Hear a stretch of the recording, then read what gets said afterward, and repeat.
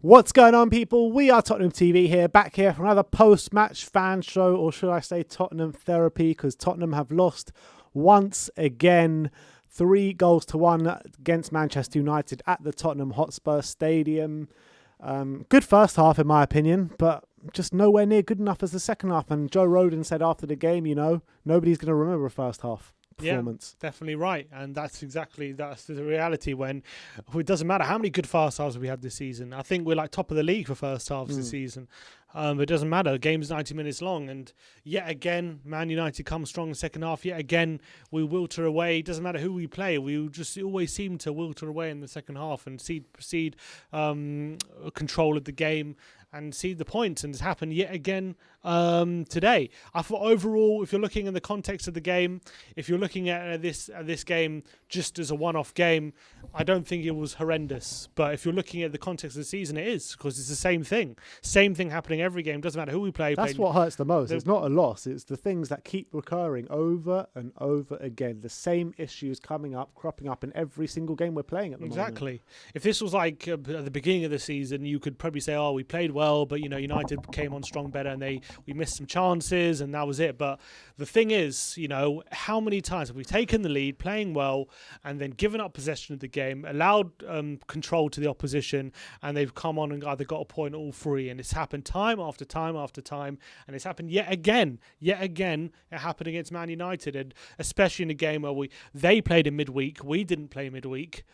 We had a free week. We should be fresh, and then we should be the ones looking fresh late in the game, and it wasn't the case. And it's so frustrating. It's really not good enough from the team, and you got big question marks on how the team is managed, because when the same thing's happening, you can't rectify it. It's like, when will you be able to rectify it? And he seems to be losing a lot of support in the dressing room.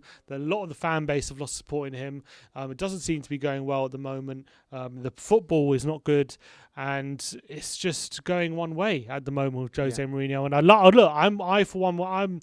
I'm as much a fan as anyone, as big a fan as anyone when it comes to Mourinho. I wanted him to succeed more than anyone else, as much as anyone else. But unfortunately, when it comes to a point, you're just going to say, it's just not working. It's just not working. And I think with us us in 7th, with 7 games to go, 6 points out of top 4. So usually you look at it and say you're 6 points out of top 4. It's not that surmountable. But the way we're playing and the way we're going, it is. And it's not, I can't see us going on a run winning 6 out of the last 7 or something like that. I just can't see it the way we're playing. So I can't see how we turn this around. I can't see this season ending anything but failure and sadness. And that's the way it's going at the moment. It's very depressing time at the moment. Those comments are depressing, but there's someone that's not depressing that's waiting in the back end. Grandpa, he always likes to put a positive spin on things. And let's see if he has anything positive to tell us today. Grandpa. And the most positive thing is I've had a haircut. And you're looking great, Grandpa. I thought you were going to colour your hair pink for us today. Well, I was, but it is pink, but you can't see it. How are you, though, Grandpa? I thought it's really interesting. I'm well, and it was an interesting match. I thought, if we stopped at the first half and you brought me on then, I would have said, they're really playing as a team. Yeah. They were chasing every ball. There wasn't they were playing virtually a 3-5-2 format. Therefore, the ball was, they were controlling the centre, and they were doing well. But come the second half, obviously Solskjaer saw that, and he changed his format, and we changed ours, and we went back again to a sort of 5-3-2, we just went back and back and back, and they've got opportunity after opportunity. I still believe we've got some good play, and there was some good play. There was some great football. And remember, we're playing against the top 2 or 3 teams, but there was some good football. We were ahead of things, and it was just disappointing. It was really disappointing. I thought it's difficult to give a man of the match, but I think in the end I have to give it to Kane. That was a lovely, lovely through pass to get our goal. And I was counting 4 of the corners that they had. He was the one that headed it away. He's going back there, and he's just great. If we lose him, I think it will be a disaster. What do you think Kane will be thinking after today, and where we are at the moment? I don't know. I just always get the feeling that he's through and through a Spurs man. Yeah, he's come up from the back. He loves it. What the real point is, does he get on with Mourinho? Is he going to give him a further chance, or is he going to move on? Well, so I don't know. At the end of the day, he's said countless amount of times, is if this club is not moving in the right direction, he will look to leave, because he's an ambitious guy. He wants to win trophies. He didn't say he'll look to leave. He said he won't stay for the sake of it. Won't stay for the sake of it. So, are we going in the right direction? Well, we're going in a right direction, but not fast enough. I think that we're too bitty. We have periods of play where we're playing really well, and then we break down.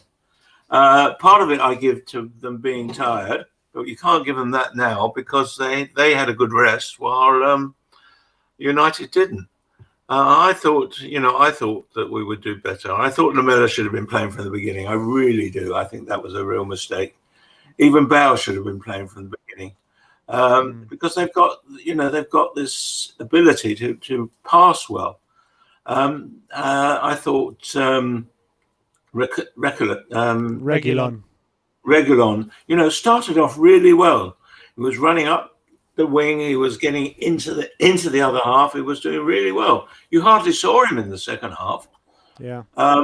Similarly, Aurier. I thought Aurier didn't have a bad game. And Dombele, I mean, that pass to Kane that scored the goal by Son was just a brilliant piece of football. Brilliant piece of football. For me, with Reguilon, there's just too many misplaced passes in there for me. He's giving away possession way too many times, even in the first half. Even in the first half, he was, I agree. But he was making the run through. He was getting through. Yeah, and that, in the end, is the important thing. He's getting into their goal area. Very sad. It's very sad. Where do you think it leaves Mourinho for you? Where we are. Well, I said last week I'm getting more and more doubtful, but I don't know how much of it is Mourinho, how much is it Levy. Does he need some decent play? Does he need to bring some new players in? Would that make a difference? I just don't know. I don't know. But if he loses Kane, does Mourinho then stay because he'll bring in some different players? I don't know. I'd like to give him a better chance because he's got a great CV. He's never really fouled for a long period of time, but I don't know what his mood is. And we need every penny we can to get some new blood. All right. Yeah, definitely. So it's hard to be positive, but we did play well in that first half. We showed that we can play well. It was good football, interesting football, creative football, but lost it in the second half. Again. All right, Grandpa. Yeah. Thanks a lot as always. Nice one, Grandpa. Okay, guys. We'll get to hear from you after next weekend's game against Everton. Yeah, well, let's see how we do then. Let's be pretty positive. Okay, guys. Come on, you Spurs. Cheers, Grandpa. We got a super chat here from TK. Says nothing will change until ENIC are out. Simple as that. And Danny Kiriakou says, smash that like. Exactly. And Listen to Danny. You Kiriakou. listen to Danny right now. Smash that Definitely. like. Smash that subscribe button. Let's keep going. Let's get on our next guest, which is Will Stewart, THFC Rants. Let's see what he has to say for himself today. How you doing, Will? Will? Hello? I can't hear him. Frank? Is he on mute? I'm good here now. Sorry There about you go, that. there you lads. go. Ah, yeah, there yeah. you are. There you are. How you doing, Will? I'm doing good. I'm going to be ranting all day long, it seems like. Yeah, I think so. Ranting right into midnight tonight. Well, yeah, till 1 o'clock in the morning. My time is usually the schedule. But, yeah, man, I'm so glad that I didn't hype myself up for this match too much. I hyped myself up really big for that Newcastle match, and I was broken. And I didn't let myself get that far into it. I wanted to win. I was hopeful. I thought that, that it's possible for us to do it. And to be honest with you, up until probably about the, 48th, 49th minute, I was, fairly positive. I mean, even at 1-1, I could see points where we looked like we might get back into the game. And then again, right around the 70-minute mark, the wheels just fell off the bus. And I'm just so frustrated with the amount of passes that we are just giving away. I mean, just thoughtless passes without even looking and losing possession in dangerous areas. Reguilon, who I'm a huge fan of, sloppy pass that, that almost led to a goal. And yeah, I don't understand. I don't understand what else needs to be done with these guys in order for them to really come out and focus. And to be honest with you, I think both Kane and Son are gone this summer. Yeah, They're both I gone. mean, Jose's gone. Kane and Son are gone. All three. Yeah. Oh, do you think that result, Kane will be looking around thinking 6 points off top four now? We could be 8 by the time Everton play tomorrow. Even if we do win the Carabao Cup, do you think Kane is thinking there's no point staying now? Because what am I staying for? Well, if I was Kane, what I would do when I go into that restaurant or that not restroom, the locker room, yeah, it's about as good as a restroom right now, though. The changing room, the locker room, I would say, look, I would just call them out. I would say, look, I'm done with this. If we don't start picking this up, I'm done. I just really hold some people to account because. Yeah, I mean, it's not like he was, super, he had a ton of touches today or whatever, or anything like that. But it's because there was no service. The midfield couldn't get the ball upward to anywhere. It's blind passes into space that's only filled with Manchester United jerseys. I don't understand why we can't link 5 or 6 passes together in order to have a scoring opportunity. I don't understand why this season. It seems like the only way that we can score a goal is, one ball into the middle that hits Kane and he plays an amazing, pass that threads the eye of a needle right onto somebody's foot. And that's the only way that we can score. I don't understand that. I don't understand why we can't build up play and create goals ourselves. Why can't other people make runs in behind? Why does it all fall into 1 or 2 people? I just don't understand it. And where does this leave Mourinho for you at this point? Where we are in the league, how we crashed out of Europa League as well, how you got to take that into account. And things like, 1-1, bringing on Sissoko 1-1 when we know a draw really isn't good enough for us today. Like, where do you stand with Mourinho at this current time? Well, I mean, I think you got the starting lineup wrong. And I said earlier today on the pre-match pump up with David that, that Jose Mourinho's really put himself on the firing line with his selections today, and not just Dyer, but also playing Lo Celso in the number 10 role, who hasn't been on form, and that's such an important position. And I thought Lo Celso was absolutely poor today. I thought he was missing. I didn't even realize he was on the pitch most of the time. I wanted to see more back in that number 10 spot with Bale on the right. That's what I wanted to see in the front. I mean, I'm.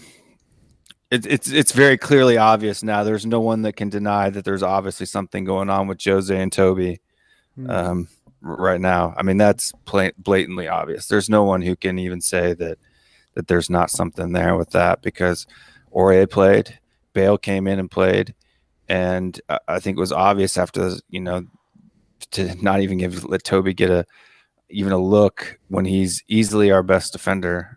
There's obviously some kind of thing going on there, and it's just for Jose himself, what can he do?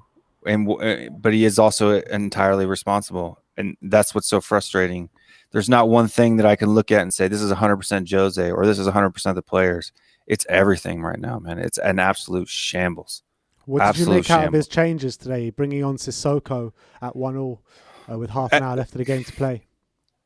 Well, at that point, because Mora was already playing in on the right, right? I mean, I guess the only other change that I would have made, because Lo Celso was so poor, moving Ndombele, who was looking good for the first half of the game, into that number 10 role, could have had a venue of a little bit more attack, a little bit more creativity, and bringing in Sissoko could have had a result of also keeping I guess you could say, the soundness in the defensive aspect of it. I wasn't so worried as much about that as I was when Eric Lamela came in for Tanguy Ndombele. It's not that I just absolutely despise Eric Lamela, which I do, but it's the fact that it didn't add anything at all. I would have rather seen, Lamela come in for Mora, get up and down the right-hand side, or get in, and try to draw another yellow card out of one of their players. But that needed to be done earlier, not that late. And what's the point in bringing Gareth Bale in the last 10 minutes of a match? I mean, it's the same thing. That's all he gets now. That's all he gets. Bit pop, 5 minutes here, 10 minutes there. But that used to drive me absolutely insane when Pochettino would do that too. He'd make super late substitutions that didn't impact matches, and that infuriated me when even Poch did it. So it's not like I'm going to be okay with it with Jose. And for me, on the whole Jose position, I've always been kind of agnostic, sitting and riding on the fence. And it's only because there's not enough information for me to simply point out and say this is 100% Jose. No, it was 50% Jose, and it's 50% the players. And that's why I keep sitting on the fence, is because if the players could show me that, if the players on the pitch could show me that they're giving the effort and that they're playing the game that should be played, and that they're being subbed off, or completely being left out of the side for no good reason. And the only player that I can see that with is Toby. Everybody else who's being left out deserves to be left out, in my opinion. And so what are you going to do then if you're Jose Mourinho? If half your squad is not participating and has been absolute trash on the field, what can you do? But the Toby one, I don't understand. There's got to be something serious going on there, and I wish they would come out and talk about it, because it makes me even more angry, right? Would you make out of the Cody Mack rumors that he's the mole? Well, yeah, I mean, I kind of teased Cody when he mentioned that on my stream, and I was like, that's a bit of a conspiracy, but I can't see that not being true now. What other reason would there be? Yeah. What other reason would there be? It really is, because I don't even remember, like back in mid-season as well, when we lost to Leicester, he got completely banished from the team then as well for a good number of games. So, I mean, it's not the first time it's happened this season, is it? So there's definitely something going on there, 100%. I just don't know what it is. And at this point in time, it's so crucial that we get points. Yeah. Right. It's not the time to play political games. Right. Agreed. That's fine. If I was Jose Mourinho, I'd be looking right at Toby and I'd say, look, you're in my doghouse, and I'll be doing everything I can to move you on in the summer. But until the end of the season, I'm putting that behind us, because we got to get this job done for the club. And if you care about it, you'll be okay with that. And we can talk about this in the summer. We can take this beef up back in the summer. That's what I would say. I wouldn't do that. I wouldn't risk the, Son and Kane leaving the club because it's clear and obvious that the players don't have any desire, and risk that for what? For personal beef because you have pride? I think that's a ridiculous thing. Will he be in a job come beginning of next season, Jose? I don't know. I don't know. To be honest, I wouldn't be surprised if he got sacked tomorrow. To be honest with you, I think they'll give him till the cup final, but after the cup final, it's fair game. To be fair. yeah, I would say that I would say, especially if we don't win that cup final, I'd say Daniel Levy probably starts, has a replacement to come in and kind of, bring him in at the beginning of the summer like they did with Pochettino after Sherwood bounced out. But yeah, I mean, because what are you going to do? What are you going to do? He can't not take the blame for this. And it'll be interesting to go back and look at the press conference and see what he has to say about today's fiasco. Well, that you know where to go for that press conference, because as soon as it drops, it is coming your way. But Will, absolute pleasure having you on as always, and we'll get to speak to you soon. Yeah, thank you guys. Stay strong, stay Spurs. Come on. Yeah. Nice one, Will. I caught up. He's been talking on his press conference, Jose, and obviously we will be posting that as soon as it is available to us. But some interesting quotes coming out from Jose. I'll let you look at it when it comes up. But he's been talking about calling out the media and a lot of things when they talk about him compared to other managers, and another one of those Jose rants, as he likes to do. Tinman 007 in a super chat says, do you guys think another manager will make a difference under this board with these players? Same players that throw that throw Poch under the bus. I don't think we'll get to where we want to be but we'll be doing better than we're doing now, that's for sure. And I think this you got to look, this squad is better than being 7th or 8th in the Premier League. That is for damn sure. This squad is better than being 6 points away from top 4 with 7 games to go. This squad is better than losing 3-0 to Zagreb in the Europa League. Like, these are just facts. I can't dispute them. Would another manager solve all our problems? No. Because we do have a rubbish attitude in the squad. We do have a lot of problems within the playing squad, and we do need to increase the quality. But should Jose be able to get a team with these players to play better than they're doing now? 100%. 100%. And I can't run away from that anymore. Joey Diaz says, I'm not going mad, am I? Did Cavani punch Rodon? Read the comment just above Joey Diaz. Where's that gone? Oh, you've gone way past it. Oh, here it is. Simbi tweeting crap all week. He needs look, I think Jose is still a good manager. I do. And I think with the right players, he can do a good job. But unfortunately, he doesn't have the players with the right mentality at this club, and from that point of view, he's not the right man to be at this club right now. I think that's clear, because this squad has to be doing more than it's doing right now. Surely that super chat was right before, saying no manager would be able to change anything with this group of players. I don't think no manager would be able to change anything. I think if you got a manager who's more attacking and more on the front foot, I think we would be being better results. Maybe not perfect results. Whether we'd get top 4 or not, we had that with Pochettino. Is another question. Yeah, I know, and we did have that under Pochettino, and it all fell apart. But with Pochettino being able to have Lo Celso and Ndombele ingrain them into the team, having had Reguilon as well, I think he probably would have got better results, to be honest, than what we're seeing now. All right, we've got a few more super chats. Of course, we need to upgrade our defence. From Romario, it says, just give Sacramento the team until the end of the season. This season is finished. How worse can it really get? I mean, well, we got a cup final to play, so that's how much worse it can get. Lose cup final, And just to remind you all, we're sitting in 7th place right now, and 7th place gets a Europa Conference League. So we need to finish outside the Europa Conference League's place, whether it's in the Europa League or below. At this point in time, I don't really care, just not inside the Europa Conference League. I mean, I cannot have us playing that competition next season. Could get a trophy. Another super chat here from Ace JC saying, can somebody explain the sense of Levy's recruitment strategy in the light of moving forward with the cash from the Harry Kane sale? That's something you need to... basically, we get 150 million for Harry Kane, let's say, and we'll sign 15 players for 10 million each.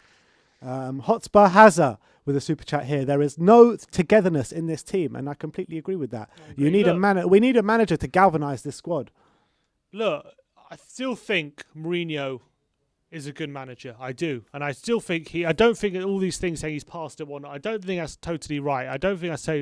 I think clearly if we had a better set of defenders, all those goals we have conceded in the last minute, I'm not saying they're going to all completely wiped out, but would be dramatically less. And we would have a lot more points if we had a better set of defenders. But we can only play with what he's good, and what Pochettino was very good at is adapting to the situations. And Mourinho's hasn't adapted. That's the big thing. He hasn't been able to adapt to what he's been given, and he's playing the same way. It's not working. We keep losing goals in the last minute to sloppy mistakes, and he's got to be able to make sure this team is more on the front foot and scoring a few goals before we're putting too much pressure on ourselves in the last 15 minutes and caving. That's what keeps happening.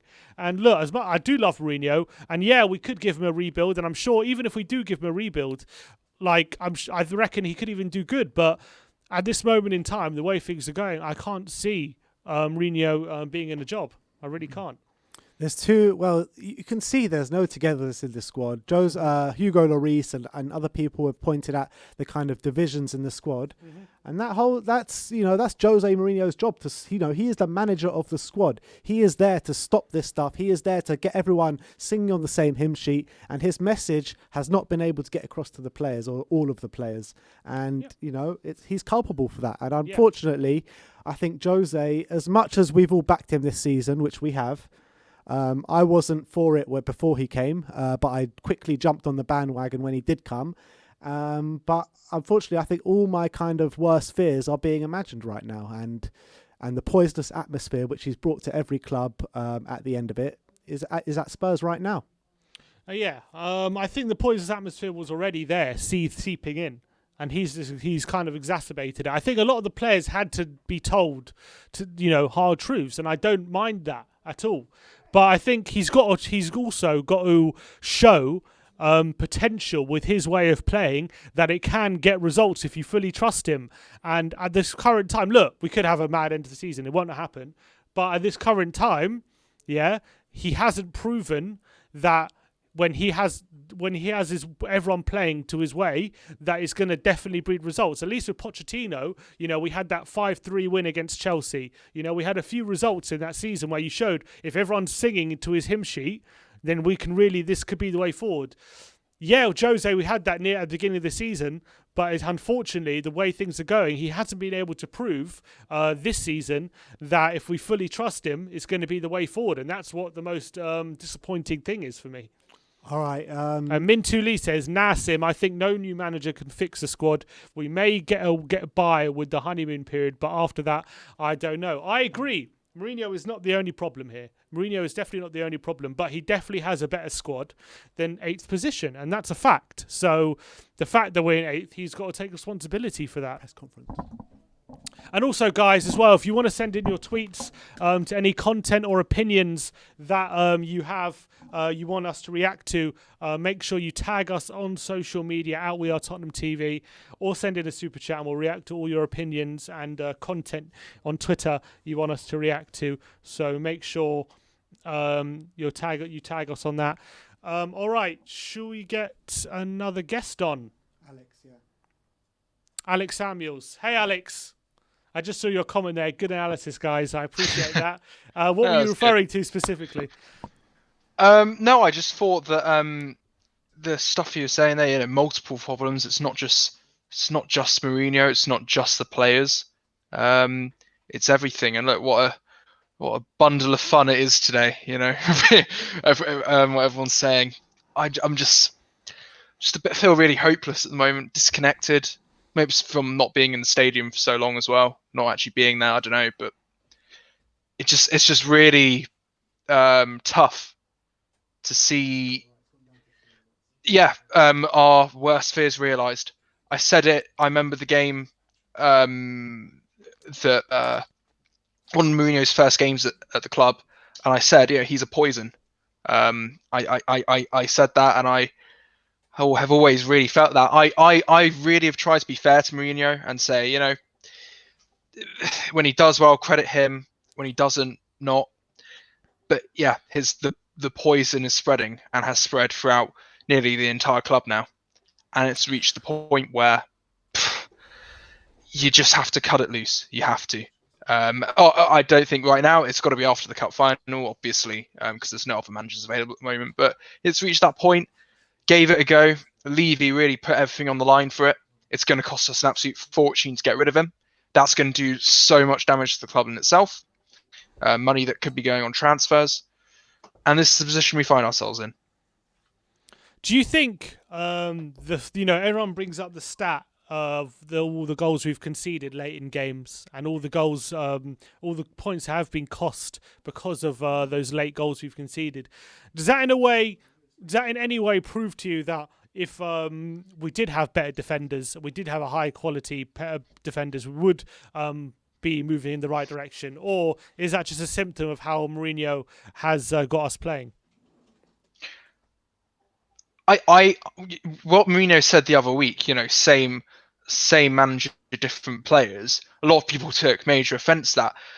I mean, he has a point in a way, because we know the defence is not good enough. United fans are so on Twitter when they look to the lineup, like that defence is terrible. And if a rival's saying that, and not for just banter, you can take that with some guarantee. So I do, but at the same time, we know the squad, and yes, actually, the defences included in that are better than 7th or 8th place. We know that. We absolutely know that. And what scares me is that if you look at the league table last season, we will probably, this was supposed to be Mourinho's first proper season taking over, and that's just simply not good enough. I don't care if the defence he says is unworkable, because he signed off on the defence after the.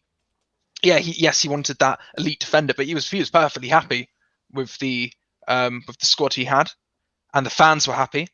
So the excuses are up. That he's out of excuses, and actually also so are the players, because some of those players just have to take a really, really long, hard look at themselves, because I'm so sick and tired of we're 1-0 up in what is a massive game for us. Massive game.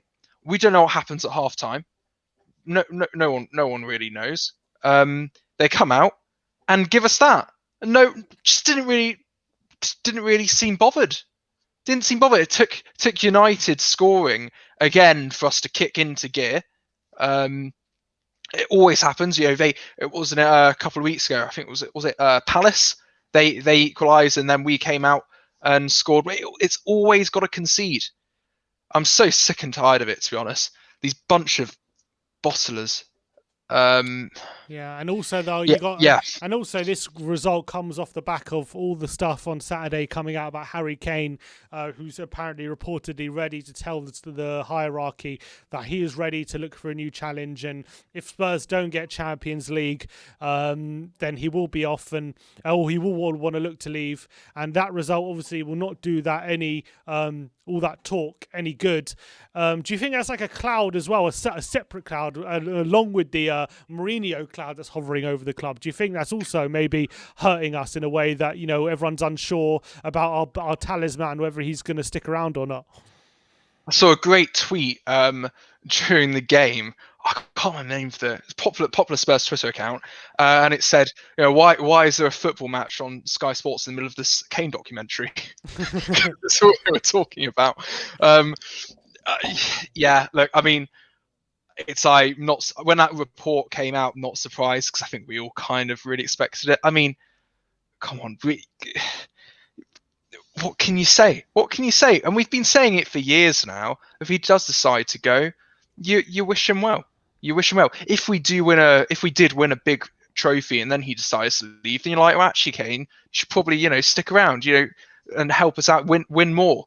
But it's this guy's career, and I know I'm a Tottenham fan, not a Harry Kane fan, but at the same time, you can't.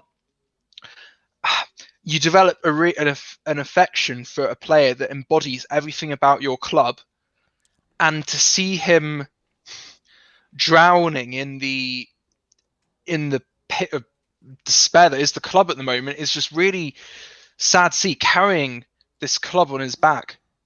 I don't know. I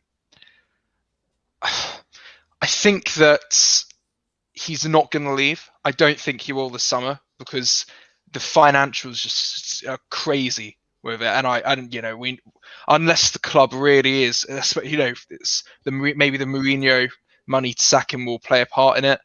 If the club's back's really against the wall, then actually we'll have to negotiate for that fee. But I don't see him leaving, and then he's going to be probably unhappy next season, and that's going to be a problem in itself. This summer represents a point where it's all change. Players have to go. The manager, yes, has to go. No matter if we somehow fluke the League Cup, I really could not care less at this point if we win a League Cup, because I can promise you, Harry Kane sure as hell will not care if we just win a League Cup or not. So yeah, I don't know. All right, Alex, it's good to speak to you as always, mate. I will speak to you soon. Cheers for coming on, mate. Speak to you soon. Nice. See ya. Bye-bye. See you soon. A lot of depressed Spurs fans at the moment. Super chat here from Brad Matthews says, with Jose managed teams, you get the pleasure of drunkenness followed by the hangover. Spurs seem to have gone straight to the hangover. I think we got blackout drunk. That was our problem. There was no pleasure. But So drunk at the Champions League final, that was it. exactly. And now we're paying the price for it. And I think, yeah, look, the way things have gone ever since January has just been down and down, and it's just fallen off a cliff at the moment. And it's hard to see, with Kane wanting out, with Mourinho looking to have lost a lot of the players, with the football when we're losing not being anything like what you'd want, and it's really tough. But also got some tweets. Should we go look at some tweets? People tweeting us. We've got Nate Hengen says, Jose this, players that, Enoch this, Levy that. At the end of the day, it's like having two builders' stories. We may have a good squad with a good manager, but our club is built on sand and all our work has been washed away because of bad attitudes from everyone involved. I think there's some truth to that for sure. Hazard says, so it looks like Kane may be leaving as the weeks pass by. So ideally, who would you like to sign if we had 150 million to spend in the summer? I don't know. I don't even want to contemplate losing Harry Kane and thinking about how we're going to spend 150 million. It's going to be so hard. It's going to be really difficult to spend that kind of money, and who we're going to spend it on.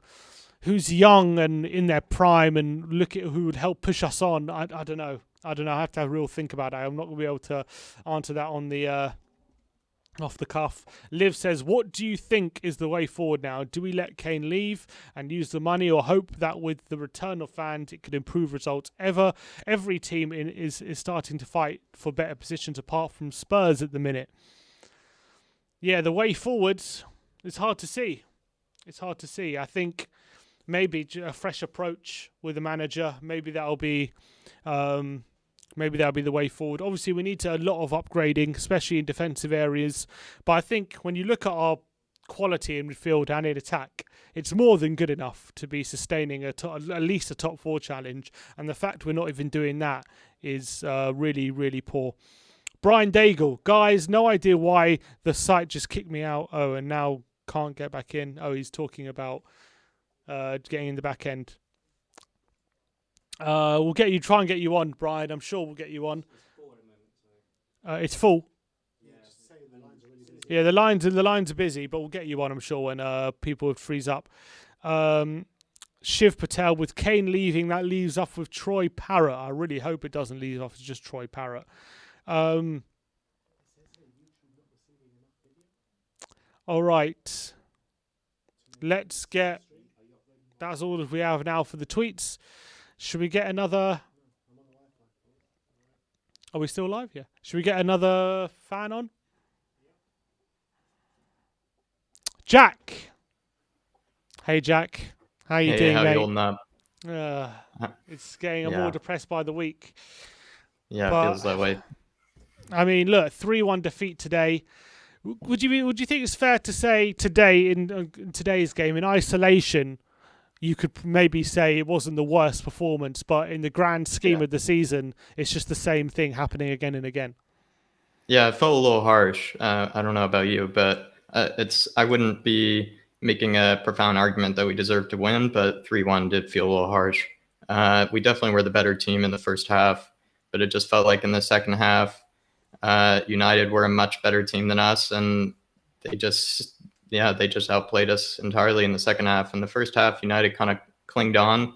It felt like to our possession kind of play, and they just did a better job clinging on when we were the better team, and we couldn't do that when they were the better team. Yeah, but why is it that Man United play a game in midweek and we had a free week, and yet they finished the game so much stronger and looked so much fresher in the second half than we were? Is that not just unacceptable when we have had the rest time that they haven't? How is that? What excuse would we possibly have for them to be fresher than us in that second half? There is no excuse, and even the way that we were playing in the first half, I was so confused how we couldn't just continue it. I mean, Man United were not necessarily pressing us as much as other teams were. They weren't as aggressive in their press or as high in their press. It just felt like we could just continue to ride out possession and continue to have nice link-up play on the floor. And it just seemed like we could continue that. And as a lot of people know, you play defense with the ball, and Jose doesn't like to think that way. But it seemed like that's how we were playing in the first half, and we just went to a whole different spectrum of trying to see out the game. And I think that Moussa Sissoko signing was the real sign of him kind of just playing on his fear factor when he really didn't need to. Gio definitely disappeared, hasn't been playing too well, but I think you keep him on, or at least make another attacking kind of substitution. I think that's what really hurt the flow, especially was the Sissoko substitution. Yeah, that was very frustrating. That was at 1-1. But with all the stuff coming out on Harry Kane on the weekend, and Mourinho losing a lot of support of the fan base, and it seems a lot of the squad as well. And it seems like Harry Kane's one of his only last supporters, and he might be turning at this point. Like, where do we go from now to the end of the season? Or even the future? Like, what do you see the future looking like right now? I mean, it's really hard to defend Jose. I mean, as a Jose lover myself, it's the writing's on the wall. It seems like, especially that point you were making earlier, Simeon, where with the quality that's on this team, there are certain results that we've had this season that are really unexplainable, that are really unacceptable, given the quality of the squad. No matter how bad the form is, there are certain games that we've lost or certain points that we've dropped that are really just unacceptable. And you kind of look at it back now, and it's hard to come up with any more excuses, or it's hard to push the blame really anywhere else. It seems like it's tough because these players haven't won anything together, and Jose is a winner, and it just seemed like it's just not the right match because of their mentality, or because of maybe the mentality that Jose is trying to instill on them, and they're just kind of rejecting it. All right, Jack, always good to speak to you, mate. Thank you, guys. Thanks for coming on. Speak to you in a bit. All right, the Jose press conference is currently getting uploaded to the channel, so make sure you tune into that, because apparently it's quite explosive. So make sure you... we will be reacting to it live tomorrow morning in the morning after show, but it will be live on the channel in a few minutes, so make sure you go and check that out. The Joracle. Jory, man. Look, hey, guys. I know you've been one of Jose's staunchest defenders throughout the season. Just like me. I think we both have. I think we both really wanted it to work, really wanted Jose to be a success here. And I still do. I still think under the right conditions he could be. But the way things are going right now, what excuse could he have for being in the position we're in today? I don't know about that. I mean, for me, to be honest, I kind of wrote everything off after the Arsenal game. And I didn't write it off as I didn't think we could get anything. I just basically internally said, okay, I'm disengaging now a little bit, because I can see that we're never gonna put anything consistent together for the rest of the season. So we might get over the line with the final. We might get into the top 4. I still hope that, of course, but it's really almost in a gambling sense. It's not because of we have a plan, we have a way of doing things or whatever, and that's why we're gonna get there. And like what's been helping us, of course, is that other teams are experiencing similar things, you know. But in terms of Mourinho, it's never been so much about being for Mourinho. It's more been about not falling into the endless loop of almost getting there, or almost getting some breakthroughs and then resetting because we have a run of results that's not going to be good enough. But for me today, today especially was kind of a eye opener in regards to Mourinho, because I thought like the setup was kind of okay. I don't know why we're even thinking about. I mean, for me, like Lucas needs to be in the middle. That's if you're going to play Lucas, he is super valuable in the middle. On the flanks, he's still valuable, but you're like cutting him down to half the player for my taste, you know. We could really have done with Lucas in the middle today. But that being said, I could see today that the instructions were not a high press. I don't understand why we're not high pressing this defense. It's made so many defensive errors, and in terms of the danger for the counter and stuff, yeah, there's danger there, and they're quite quick. But I saw the fact that we had Ndombele and Højbjerg up against McTominay and Fred on the middle. I saw that as a viable risk worth taking. You know, do the high press, make both Ndombele and Højbjerg fall back whenever we get the counter on us, and so on.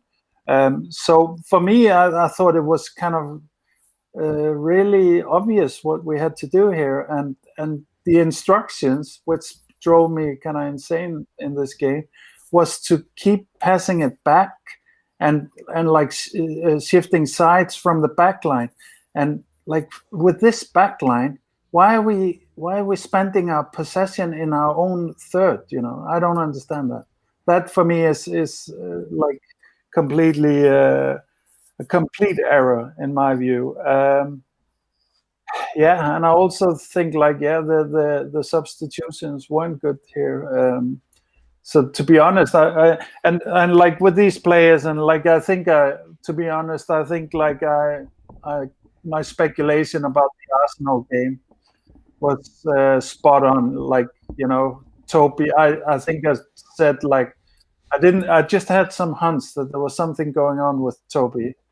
And sure enough, you know, and Aurier was more obvious that there was a conflict there, but I think like say again. Yeah, I think you're right on that one. But let me ask you this, Jory. One of our biggest problems this season has been defending leads. It's been well documented. We've conceded 18 points from leading positions. I think we've conceded. I think it's now, after today, I think it's 14 points we've given away in the last 15 minutes of games.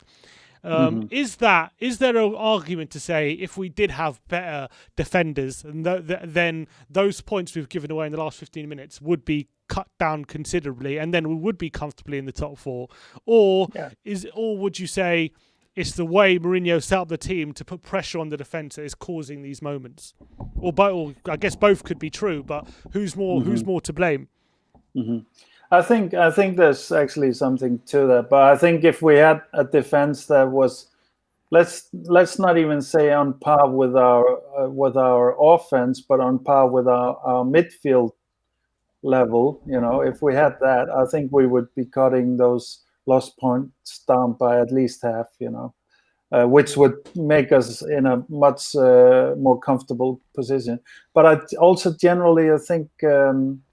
I do agree, Sim, that of course, I've never bought into Jose saying, stay at the back and be careful and parking the bus.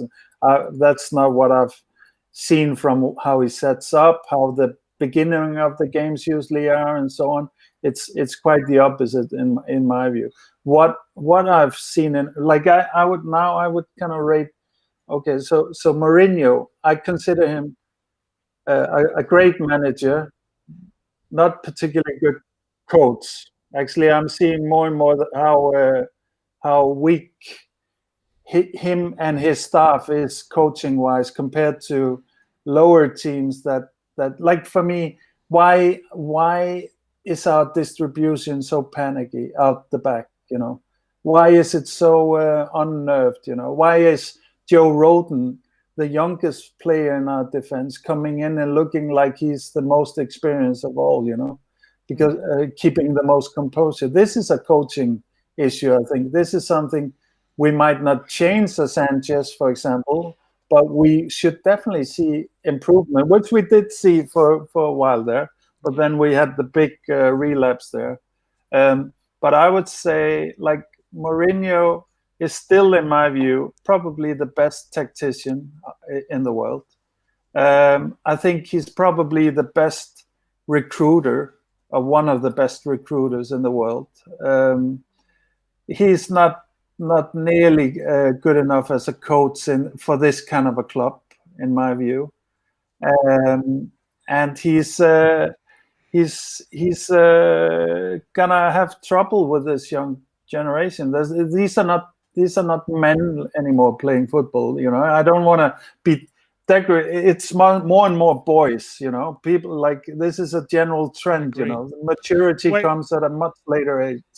I agree. So, Jory, finally, with where do you see this club going? Into the future. Do you think we need to let Jose go? If we let Jose go, what does that mean for Kane? Do you think Kane will look to leave if this club, as it looks as though at the moment we're not going in the right direction? How do you see the future going? So, I guess the good news is that we'll probably have like 250 million to spend this summer, or into the coffers at least. Let's see how much Levy's willing to spend of it, because I'm pretty convinced that both Kane and Son are going now. Kane and Son, you think? Yeah, I didn't think Son at first, but I think the situation is getting to that point. And I think also these guys, they like what I've kind of now started to suspect also, if you had to let Pochettino go, when he had to let him go, that would be a super difficult thing for the board to do, because Pochettino, even though it was going really badly, Pochettino is kind of, he has his own chapter in the story of Tottenham. It's not just another manager. He is really a seminal manager in our recent history, for sure.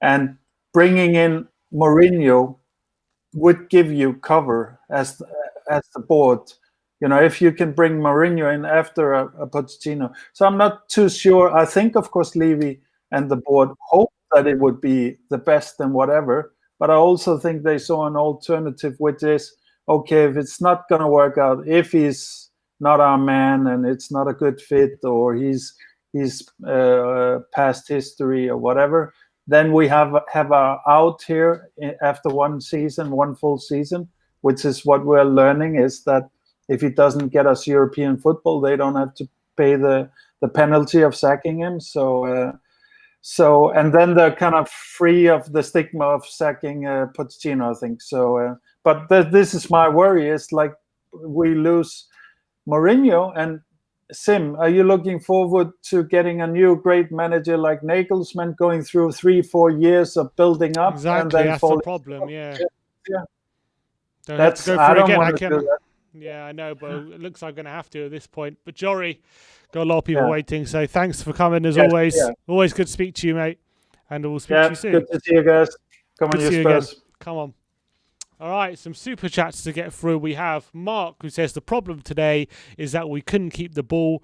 It was allowed. It allowed Man United to dominate. When Mourinho was replaced by Sissoko, I totally lost it. It was actually Lo Celso replaced by Sissoko, but I take your point and I agree. We definitely even lost more control when that happened. Anup Narayanan says, Mourinho has spent 100 million since he took charge and we still haven't improved. How can we complain that he had not been backed? We could play Roden, Tanganga, Toby in the centre, but somehow Dye gets the nod. I think he has been backed in certain areas. I think centre back we've definitely, and defence we've definitely been found wanting, and our personnel just isn't good enough. Colin Lumsden says we've been unable to keep the ball in midfield, leaving the defence wide open. If you don't control the midfield, you're done. I agree with that. I think Pogba as well was we couldn't deal with Pogba, and that was one of the big reasons why we lost the game. DKK says if Mourinho approved these signings, then it's his responsibility to improve the team. His team selection and substitutions are baffling. Our team is not capable of winning the Premier League, but we should be in the top 4. We should definitely be closer to the top 4 than we are. We probably should be in it. I think we should be in it. In terms of if Mourinho approved these signings, well, I think it's well documented now that Tottenham signed players from a committee and not necessarily down to the manager. And yes, he has to give a seal of approval, but it is kind of a situation where it's like you get this player or no one. So he's obviously going to take the player. Isn't that very similar to what he had to deal with at Man United? Because I think so. At Man United, everyone was saying it's Woodward's fault. You know what I mean? With the players that they brought in, it wasn't Jose's players. Yeah, I think that was one of the accusations said at Man United as well. And yeah, I mean, it's bad at the moment where things are heading, and it's hard to see improving at the moment. Apparently, Ollie has made some really weird statement about Son. I'm not sure. What was it? Ollie's he's just an idiot. What's he said? He said if my son acted the way Son acted today, I wouldn't have given him any dinner. Yeah, and then Jose hit back and he said that... he said it's terrible to give your kids dinner, whatever they do. He said, thank God, Son's dad is a better... he said, thank God Son's dad is a better father than Ollie is, or something like that. And that's what he said. So a bit of back and forth there. I do think it's weird of Ollie to be speaking out about songs. I do think, look, was it soft? Yes. Have I seen 100 penalties Man United be given this season that are soft? Yes. Did he see the penalty that Granada gave away against Bruno on Thursday night? It was the softest thing you've ever seen in your life. It was just as bad that we saw today from Son. So Ollie coming out and saying these things about Son is not a good look for me. And it's and I don't know why he's saying it. It looks him seem very, very petty. But look, he said it, and that's how he feels, and I get that. But I think at the end of the day... I've heard Ollie make these statements before. Huh? Some similar statements He before. has said something very similar before about players going over and whatnot. But whatever, it is what it is. Like United players never go down easily. Yeah, right. Yeah, you know what I mean? All right, let's get Brian on. Yes, Brian. Brian. Lads, how we doing? Stressed, Brian, stressed.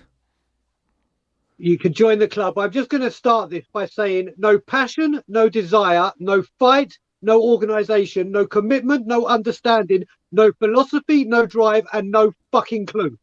You sound like the beginning of my instant match reactions more or less every week this season.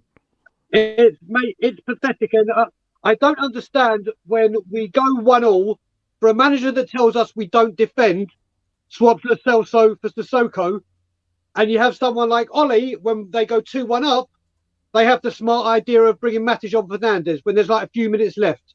Yeah. Why the whole club, not Levy, not Enoch, not the whole fucking thing needs to go. Yeah. The whole thing. And in all honesty, I want to see Scarlett, Divine, and all the youth start now. At least they will fight. It's hard to disagree with that, but did you see any fight from that team whatsoever on the pitch today? No, none whatsoever. They don't. Like I said, we did it again. Jumpers for goalposts. Just play what you want, do what you want, run about. Get your heart rate monitor going. Let's get the stats out of how many miles you ran and whatever. It's a mess. It's appalling. It's a joke, and we are screwed. We are screwed.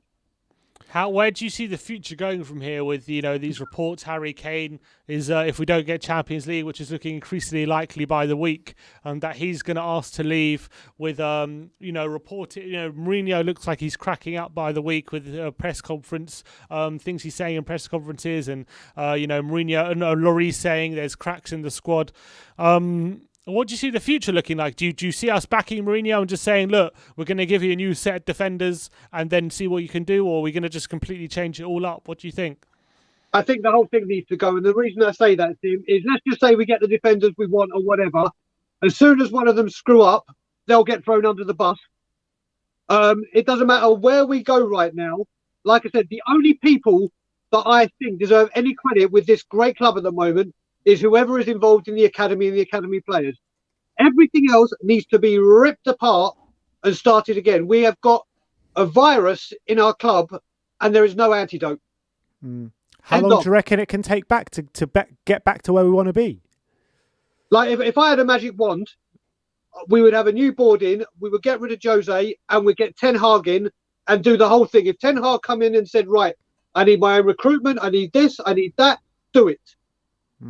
Because, mate, as we all know, we went for Callum Wilson last year, but didn't agree it because whatever Newcastle came in. We'll sell Kane, and that'll be the replacement. Someone of that ilk. It won't be a world-class player. I guarantee you, if we sell Kane, Danny Ings is going to be our replacement. I guarantee you that right now. You want to put a bet on that, Stim? Ben? Yeah, I do. All right, what should we bet? Well, let's do. Well, we'll think of a crazy bet with a forfeit. Who are you saying? You're saying Callum Wilson? Mate, someone or one. Steve Hitchin will find someone from the Angolan fifth. No, it's going to be Danny Ings. I'm telling you. Okay, we'll put a bet on, mate. We'll put a bet on. I guarantee you he ain't coming. All right, how much do you want to do? How much you want to do? £10 for charity? £10 for charity or a crazy forfeit, whatever. All right, whatever. Cool. Sounds good. Whatever, but like I said, it's just a mess, and I can go what I normally do and go hell leather for Levy. He's got a huge responsibility to play in it, as does Enoch. But it's everything. It's recruitment. It's the squad. It's the manager. It's everything. Yeah. No, look, it's hard to disagree, Brian. Go on, Sim. Yeah, I was just going to say, what could Mourinho have done anything different today to get the result, do you think? Could have played Toby. Forget your personal pride and your fluent ego. Play your best defender in defence. I mean, I called it on Tottenham away, and I said I've got a really funny feeling he's going to pick Dyer. There's no accountability. Dyer just goes off into the wilderness when he makes a mistake, and he just gets chucked back. Just out of the blue, for an absolutely massive game where we needed Toby's influence and experience, but no, your ego's bigger. It's just pathetic. That could have changed. I don't know why he brought Bale on so late. On the bench, I agree with, but why bring him on so late? The damage is done. Why bring on Sissoko when it's 1-1? That Sissoko one made no sense to me. At the time, me and my brother looked at each other, were like, what the hell is going on here? Why? Listen, if you need someone, basically, I call Sissoko an upgrade of Didier Sakura, or the 2020 version, because all he does, or 21, he just gets the ball and run, but he's clueless. He's got no direction or no nothing. It makes no sense. If it's a game 1-1 and it's like you need to go into the top 4, you need a win. Who do you bring on? You got Vinicius, for God's sake. You've got a striker, and you don't even bring a striker on to get a goal when you need to win. The whole thing is ridiculous, and any banter that comes our way, we totally deserve it. So you say Man United, I mean, they completely deserve the result today, because I thought we were good in the first half today. Yeah, we were good in the first half, but in the second half, we got absolutely destroyed. Yeah. Absolutely. And once again at Tottenham Hotspur, the substitutions are reactive, not proactive. Yeah. I just don't understand it. And the worst thing about it all, this leak has got to be found and got out, because to release that Harry Kane story the day before one of the biggest matches of the season is just absolutely, and it just goes to show how rotten we have become, that this is seeping through and there's no accountability. Absolute facts, mate. But before you go, we got a super chat here from Brad Matthews, and it says, I want to comment, but Brian Daigle has said it all. Or basically, he said all he wanted to say. So keep up the great work, guys, and this is therapy. So Brian, you took all the words out of his mouth. Great call, Brian, as always. I think. I'm surprised I didn't swear a lot more, guys. I was ready. I was spitting blood and ready to go absolutely crazy. But yeah, I calmed down. Maybe if we would have got you on the first call, then maybe you would have. Yeah, then you might have been taken off the air or had a strike, because I was not. I was in a foul mood. All right, Brian. Absolute pleasure as always. Hopefully under better circumstances next week, man. Yeah, okay. I'll see you next week. I doubt it'll be better circumstances, though. Well, as long as I see you, that's all right. That's the main thing. There you go. The feeling's mutual, my brother. See you later. See you later, guys. See you later. Got another super chat here from Rohit Tatiani saying, Harry is sold. Who would come with no European football? I mean, I don't look. If we sell Kane, I don't know where we're going, man. I do not know where we're going. Yeah, it gives us a bunch of money, but what's the use when we're losing one of the best strikers in Europe? You know what I mean? I mean, you saw what happened when we sold Bale. We went backwards. Yeah, we're but going to then go again, you backwards saw again. what happened when Liverpool sold Coutinho. It's about investing the money correctly. But Liverpool also went backwards for a little bit. Not when they sold Coutinho. When they sold Suarez, they went completely backwards. But when they sold Coutinho, they didn't. They went straight up. But Keith Hassan with the super chat just didn't send a message. Just super chat. Thing is, with the Coutinho one, like he wasn't vital Central, to like, everything that they were doing. Yeah. He wasn't everything. He wasn't Mr. Liverpool. You know what I mean? Mm-hmm. Harry Kane is central to everything that we're doing. Like we say on a countless number of times, best attacker, best midfielder, best defender. How many times did he win the header from a corner today? That's our striker. Mm-hmm. I mean, if he leaves, we are done, man. We are absolutely done. I mean, it's going to be like a funeral on these streams. It really will be. Oh my God, but look, let's get Brandon on. Brandon Dixon. Hi, Brandon. How you doing, man? What's going on, brothers? I've been underwater, but I was able to come up for this match, and now I'm sad. I mean, look, good to have you back, but Bet you're regretting your decision for that. yeah, I mean, I saw your super chat at the end of the game saying that you weren't too disheartened by the performance. We got beaten by the better side along that gist. Has it sunk in a bit more? What are you thinking? I mean, look, it was depressing, but I think, look, you can ask. There are questions to be asked, but we were in a position to win this match. Mm-hmm. Like we were very much in a position to win this match. I think some people had made some comments about if we look at kind of selection and setup, you can ask, kind of questions about why Moore was not in the 10. Lo Celso still, he still just seems to not be kind of engaging the way he had been before he got injured. And, Dyer being in there instead of Toby, I don't understand. It blows my mind. But on the other hand, I thought he had a really solid match. His passing today was very good. His long-range passing was very accurate. He really put some balls into Lucas and into Kane and into space. And, so I wouldn't put the issue on Dyer. I do think we lost to a good team. I don't know why we lose the ball with ease all the time. I don't know what that's about. In our transitions, we go to make some really low percentage passes. Sometimes we won't hold the ball as much, I thought, and Ndombele was doing a good job of that. When Sissoko came on, I knew what I thought he was doing because, for my money, when we started the second half, I was actually kind of excited because we started with an aggressive high press.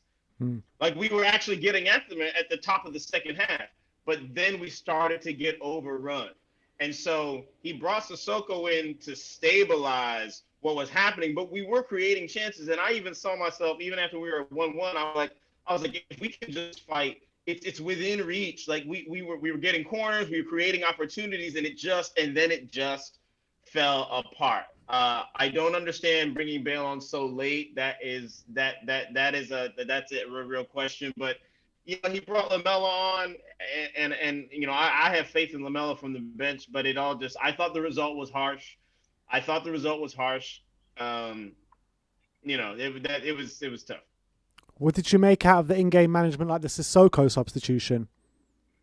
Well, that's what I'm saying. For my money, because we were getting overrun. Because like I said, when we started the second half, it looked to me like we were starting with an aggressive high press. But then we started to get overrun. And he brought Sissoko in to relieve the pressure that was coming in on us and just to provide some more stability. Because I thought we were creating offensive chances, so the loss wasn't there. We were just absorbing too much defensive pressure. So for my money, I saw why he brought Sissoko in to stabilize us defensively. No, I get what you're saying, Brandon, but yeah, I get what the super chat you even said. When you take this game in isolation, you could even say this wasn't a bad performance against a good team. And yeah, maybe although we were, I thought, dominated in the second half, we did have chances to score. It wasn't a terrible performance, and it was, maybe you could say, we were a bit unlucky, and maybe 3-1 was a bit harsh. But in the context of the season, where we've continually put ourselves in positions to win games and continually given up leads and continually thrown away points. What does that mean in the whole context of the season when we have another performance like this in a very big game where we needed to get the 3 points? I think you have to look at it in a couple of ways. I mean, one, it's really depressing, and it really highlights the kind of one of the main things I think we've all looked at is like that needs to change with the squad. It's obviously there's talent around. It's but the mentality. How do you get the mentality to change? How do you get the mentality over the hill? And clearly that is a thing that, Jose is growing increasingly frustrated with. Now, as Jose is growing increasingly frustrated and having difficulty expressing himself in what I think are high pressure situations, I think that is now inviting the what has been the waiting narrative about Jose and selfishness and toxicity. And for my money, I do think there are criticisms to be made about some of the comments that he's made lately. I do think there are. But for my money, this characterization that, like Brian says, like even if we go get new defenders, if they make a mistake, he's going to throw them under the bus. He spent the majority of this season covering for these defenders, covering for them on the pitch and how he set us up, covering for them in the press. And then finally, eventually he would have to say, look, I don't want to say individuals' names. But there are qualities that are creating mistakes that we can't, that are costing us. And so when he finally comes out and he just says, because look, this is the other thing, as much as I wish he would get a hold of some of these comments in the last 2 weeks, the press is trying to get these comments. That's why they keep asking the same question over and over again. He dodges once, he dodges twice, and then he's like, same coach, different players. And it's like, true, you didn't have to say it like that. But, so for me, I think the other thing you have to look at, though, like you said, we've dropped, how do we get a hold of this mentality? We dropped so many points. The Premier League is tough, and it is a league of slim margins, particularly when you were trying to grow and you're trying to evolve as a club. And so on one hand, you have to say, look how many times a squad with certain flaws in it, he has been able, flaws we knew were existing under Pochettino, because nobody really thinks the fault was Pochettino. It was really with the squad and with the board, and a rejuvenation needed to take place. But if Jose has brought us to the brink of success, of wins, of top four, of finals so many times, and we're unable to seize it, then I think you have to kind of take a step back and be like, okay, well clearly we're getting there, and these slim margins are what's costing us. But for my money, that's why it says to abandon the project and start all over again is a crazy conception to me. I think you have to go into the next season. You have to commit to Jose, commit to the project, reinvest in the summer, or at least reinvest energetically, because I don't think Kane's going. Kane can say what he wants, but I don't think anybody can afford to buy Kane. So I don't think he's going. I don't think Jose's going, because I don't think Levy can afford to give up on a manager with this TV at this point, especially if you can take a holistic view and think, dropping that many points in the last 5 to 10 minutes of matches, like if we had cut that in half, we would be in a vastly superior position. So, we're catching the bad end of the stick on a lot of, but it's a slim margins. They're very slim margins. And I think if we do make some smart moves over the next couple of weeks, couple of months, then we can really flip that coin in a significant way. Yeah, I'm gone. No, Brandon, you say about Jose Mourinho and how we have to back this project, but do you think we will? And do you think he'll still be our manager come the beginning of next season? I mean, it depends on what the real leverage factors are. For my money, if you're Levy, you have to go to the hilt, because you kind of went to the hilt on this. You went to the hilt in sacking Pochettino, which wasn't a very popular decision, particularly when what Brian has been saying has been echoing what a lot of fan bases have been saying. Like, there have been a lot of criticisms that Enoch and Levy have kind of been staving off of, but you sack Poch and you invested Jose, then for that says to me that Levy, you have to, particularly if you can take a holistic view and see that there are positives in the season, in a very unique and highly challenged season, then I think Levy has to do everything he can to back him for one more season so that you really get this is a full shot. If it doesn't work after the next season, then it's like, all right, but you had a full shot. To cut it right now, I think that would be hard for Levy to do, considering the uniqueness of the season and considering that we have been on the brink of a lot of things that we've been trying to get to, but we've just been falling short.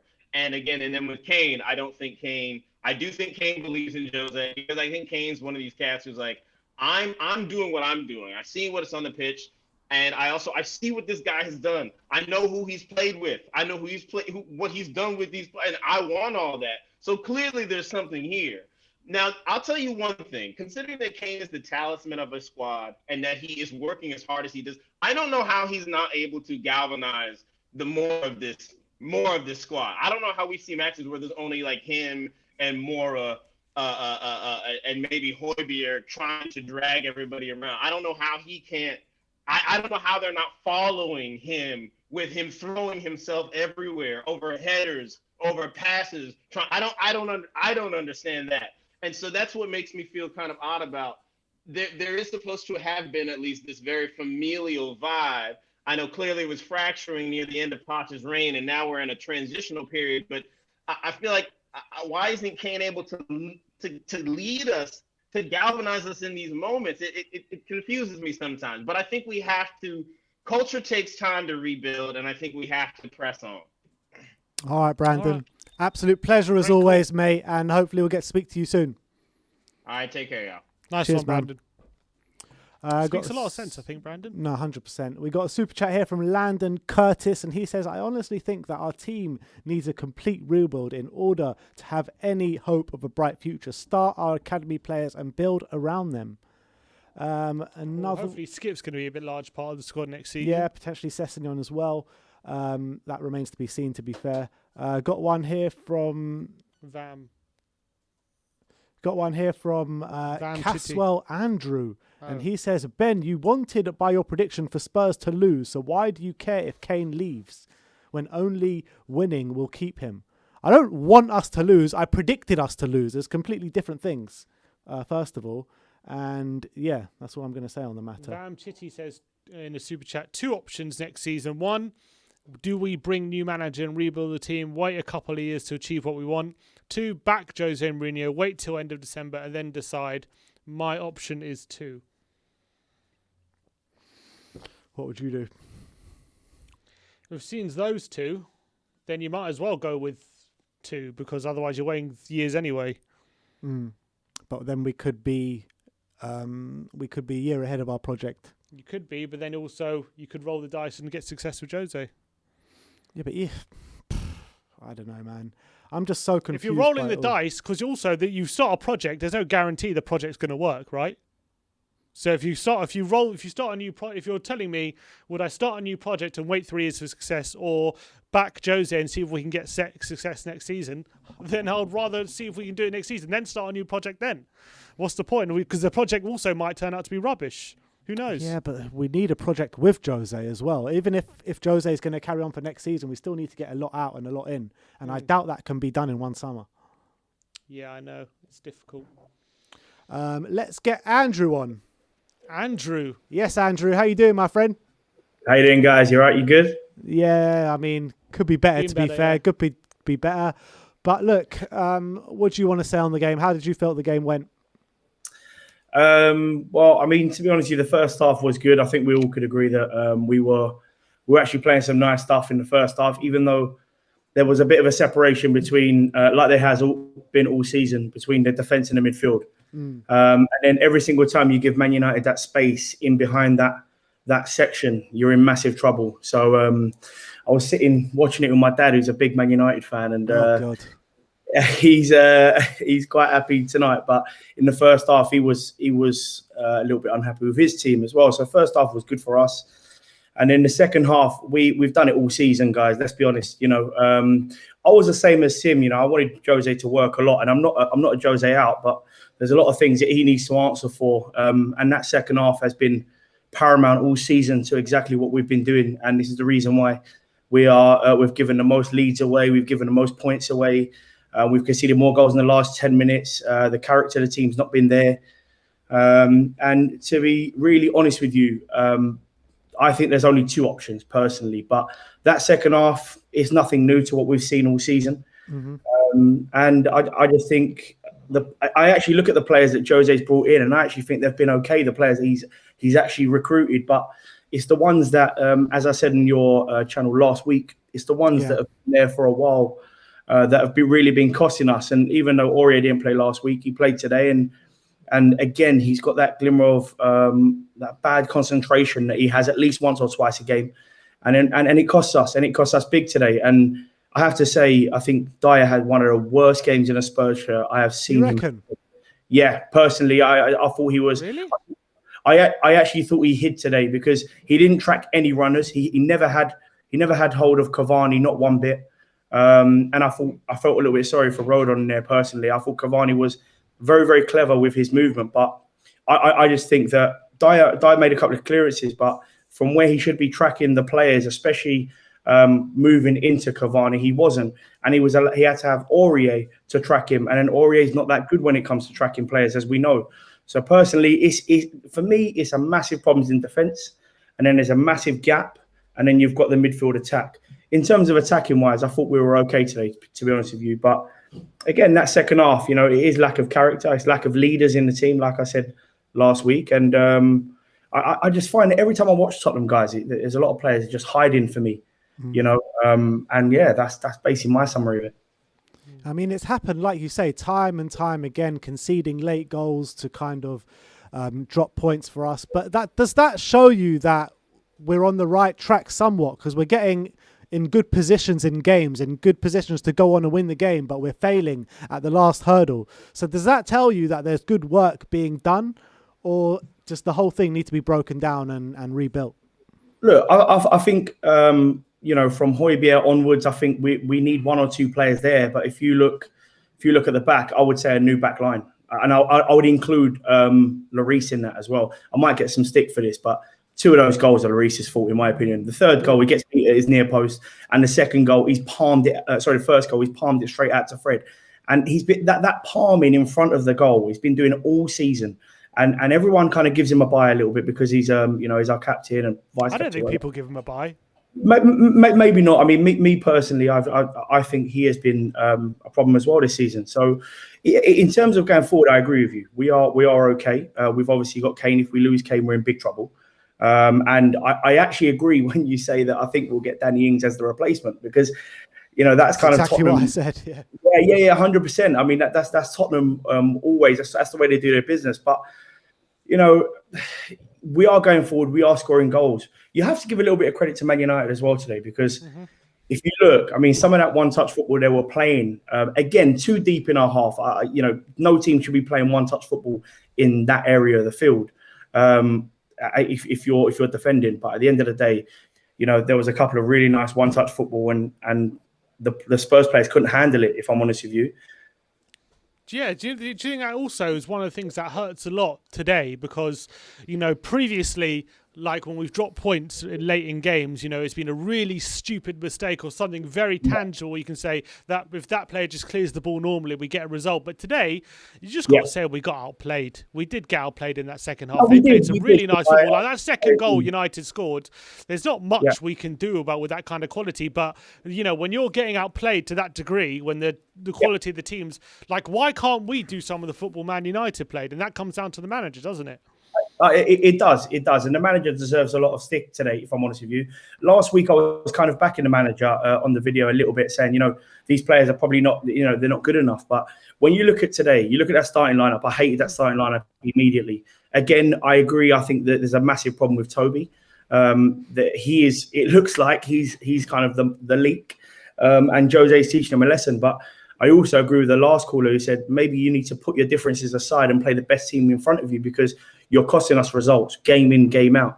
And I looked at that back line and said, no, that's definitely not good enough. And, when you look at the way Man United played today, yes, it was good. And in the second half, they were doing some close passing. But let's be really honest, in that kind of, in Spurs' in Man United's final third, should they be having 10, 15 yards of Bruno Fernandes holding the ball, bringing the ball up, Scott McTominay 10 yards in front of him, moving the ball up? If you give these players enough time to kind of have space and move in and out of the ball, they're going to make it look beautiful. And to be fair, in that kind of second goal, they were playing it in and out, and it didn't make the goal look really, really good. But why are we not pressing from that bit there where Bruno Fernandes is, or where McTominay was behind him? There's no press at all.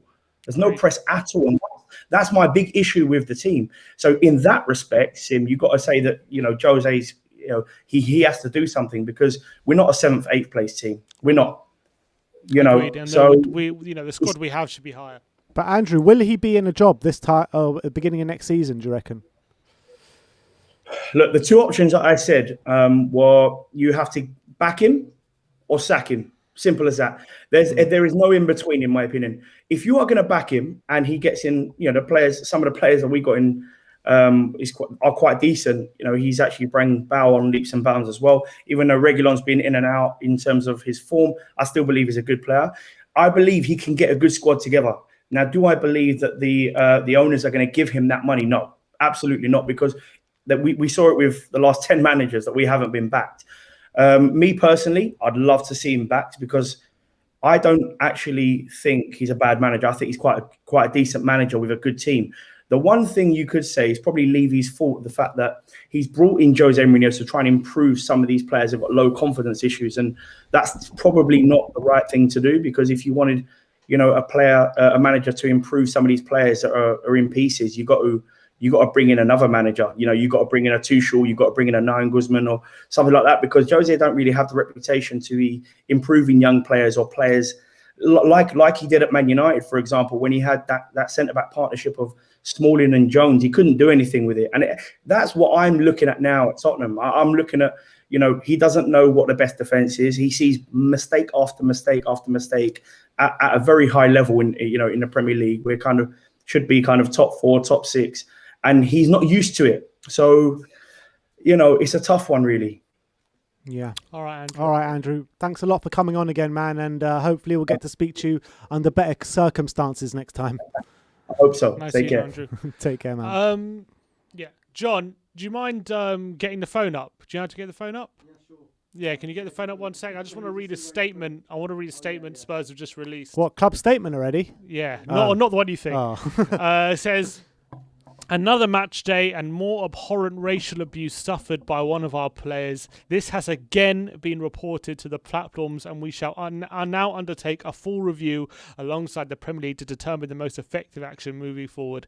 We stand with you, Sonny. That is on the back of... personally I haven't seen it. I'm not going to say I have, but there's apparently been a lot of racial abuse against Heung-min Son following the game today. So that is actually disgusting and vile. And obviously, we do stand with Heung-min Son, and we want to see very strong action taken against anyone who has sent any vile abuse towards Heung-min Son following the game, or any time really. It's not.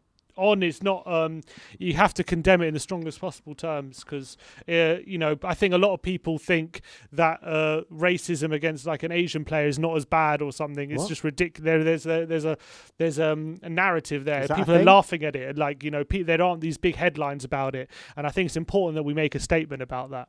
Of course, 100%. I mean, it's absolutely disgusting, and I just echo your thoughts and just want to reiterate what I said last week when Davinson Sanchez was suffering the exact same thing. So it's an absolute disgrace.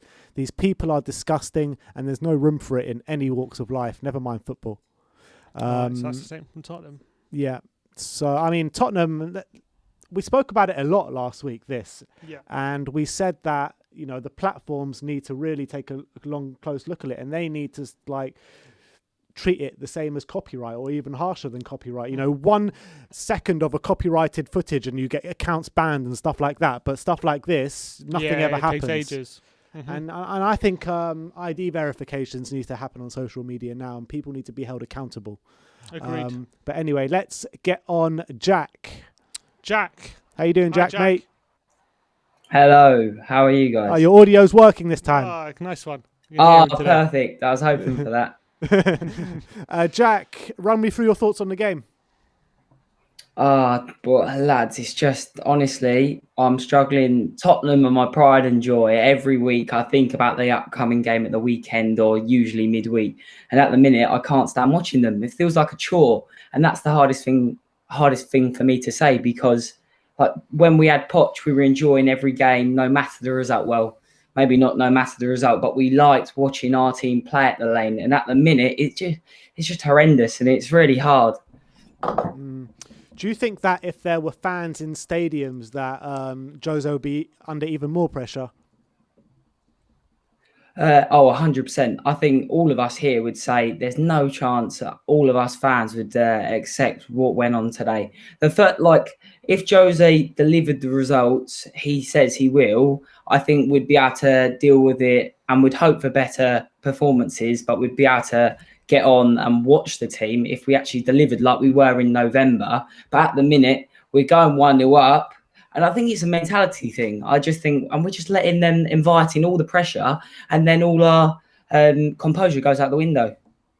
But do you not think if we did have a set of defenders who could have composure, who could deal with these kind of situations, who are used to it or more comfortable in these environments, then maybe the issues in the team wouldn't seem half as bad as they do?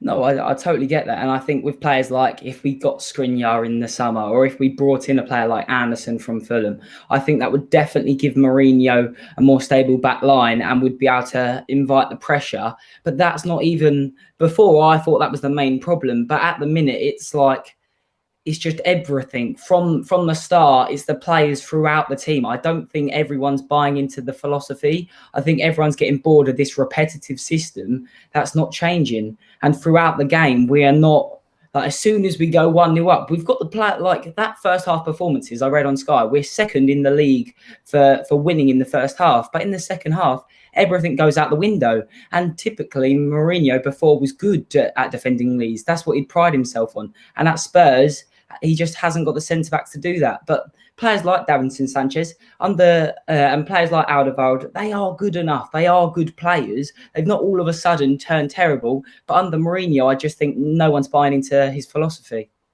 But you know, these same players that were playing bad under Jose were playing bad at the back end of Pochettino's reign.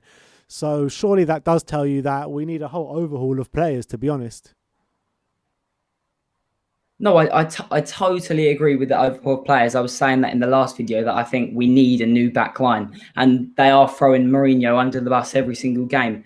But at the same time, it's just we can't even going forward. When the football we're playing is not exciting enough, and I feel like with a defensive back line, we'd probably play more like how we were playing in November. But it's just so boring, and we're so stubborn to watch.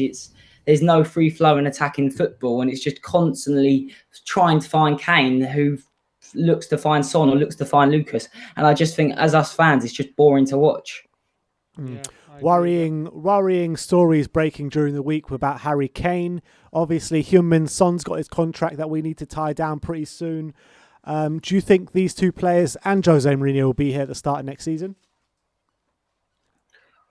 That's a good question. I would say that if Mourinho goes, I think Kane goes with him. I think Son is a Tottenham boy, and I think he would stay with a young manager like Nagelsmann, who would probably spend the money correctly to invest in the right areas in the squad.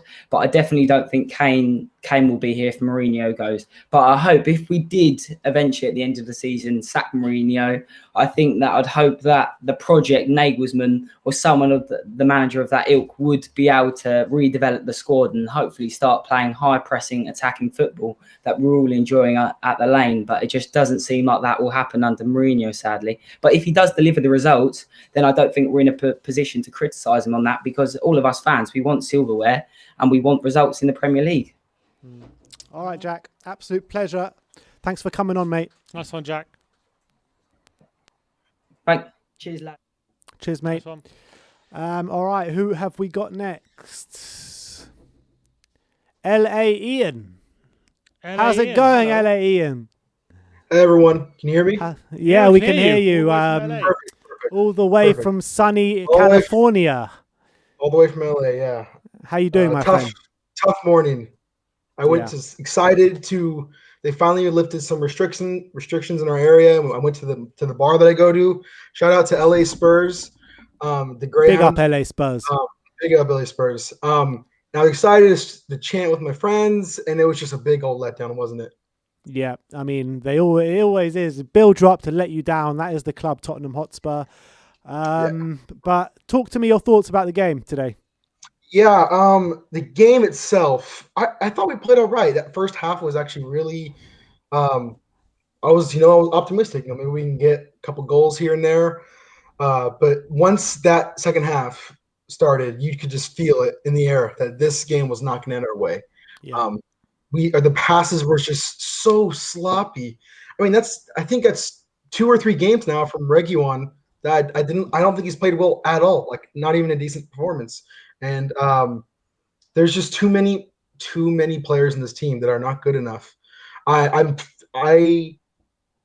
pray that every fan realizes that if we don't hold on to Kane and Son this season, then no one, because we're not making top 4. There's just no way the way we're playing.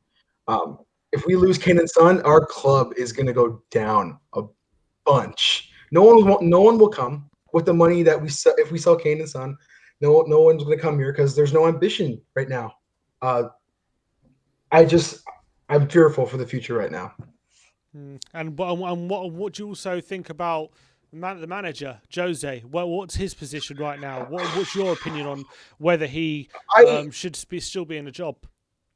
I was very Jose in. I probably still am a little bit because I just think there are bigger problems at our club right now than Jose Mourinho. The last season at White Hart Lane was. I mean, we went undefeated, right? The White Hart Lane. I don't think we lost a game. Most of them are wins too. At that point, we needed investment in the team, and not as much as I love our beautiful stadium, best stadium in the world. We needed investment in the team, not the stadium, and that was the biggest turning point right there. I think ever since from that season, we did overachieve with Poch that next season when we went to the Champions League final. These players gave up on Poch, and now they're giving up on Mourinho. I just don't see any other way than that. For now, I'm Jose in, but I'm barely. Like I'm losing my mind, losing my mind a little bit. Yeah, you say you're Jose in, but regardless if you're Jose in or out, do you think he'll be in the job come the beginning of next season? I think he's gone. I think he's gone. There's two. If there were stands in the stadium, he would already been gone.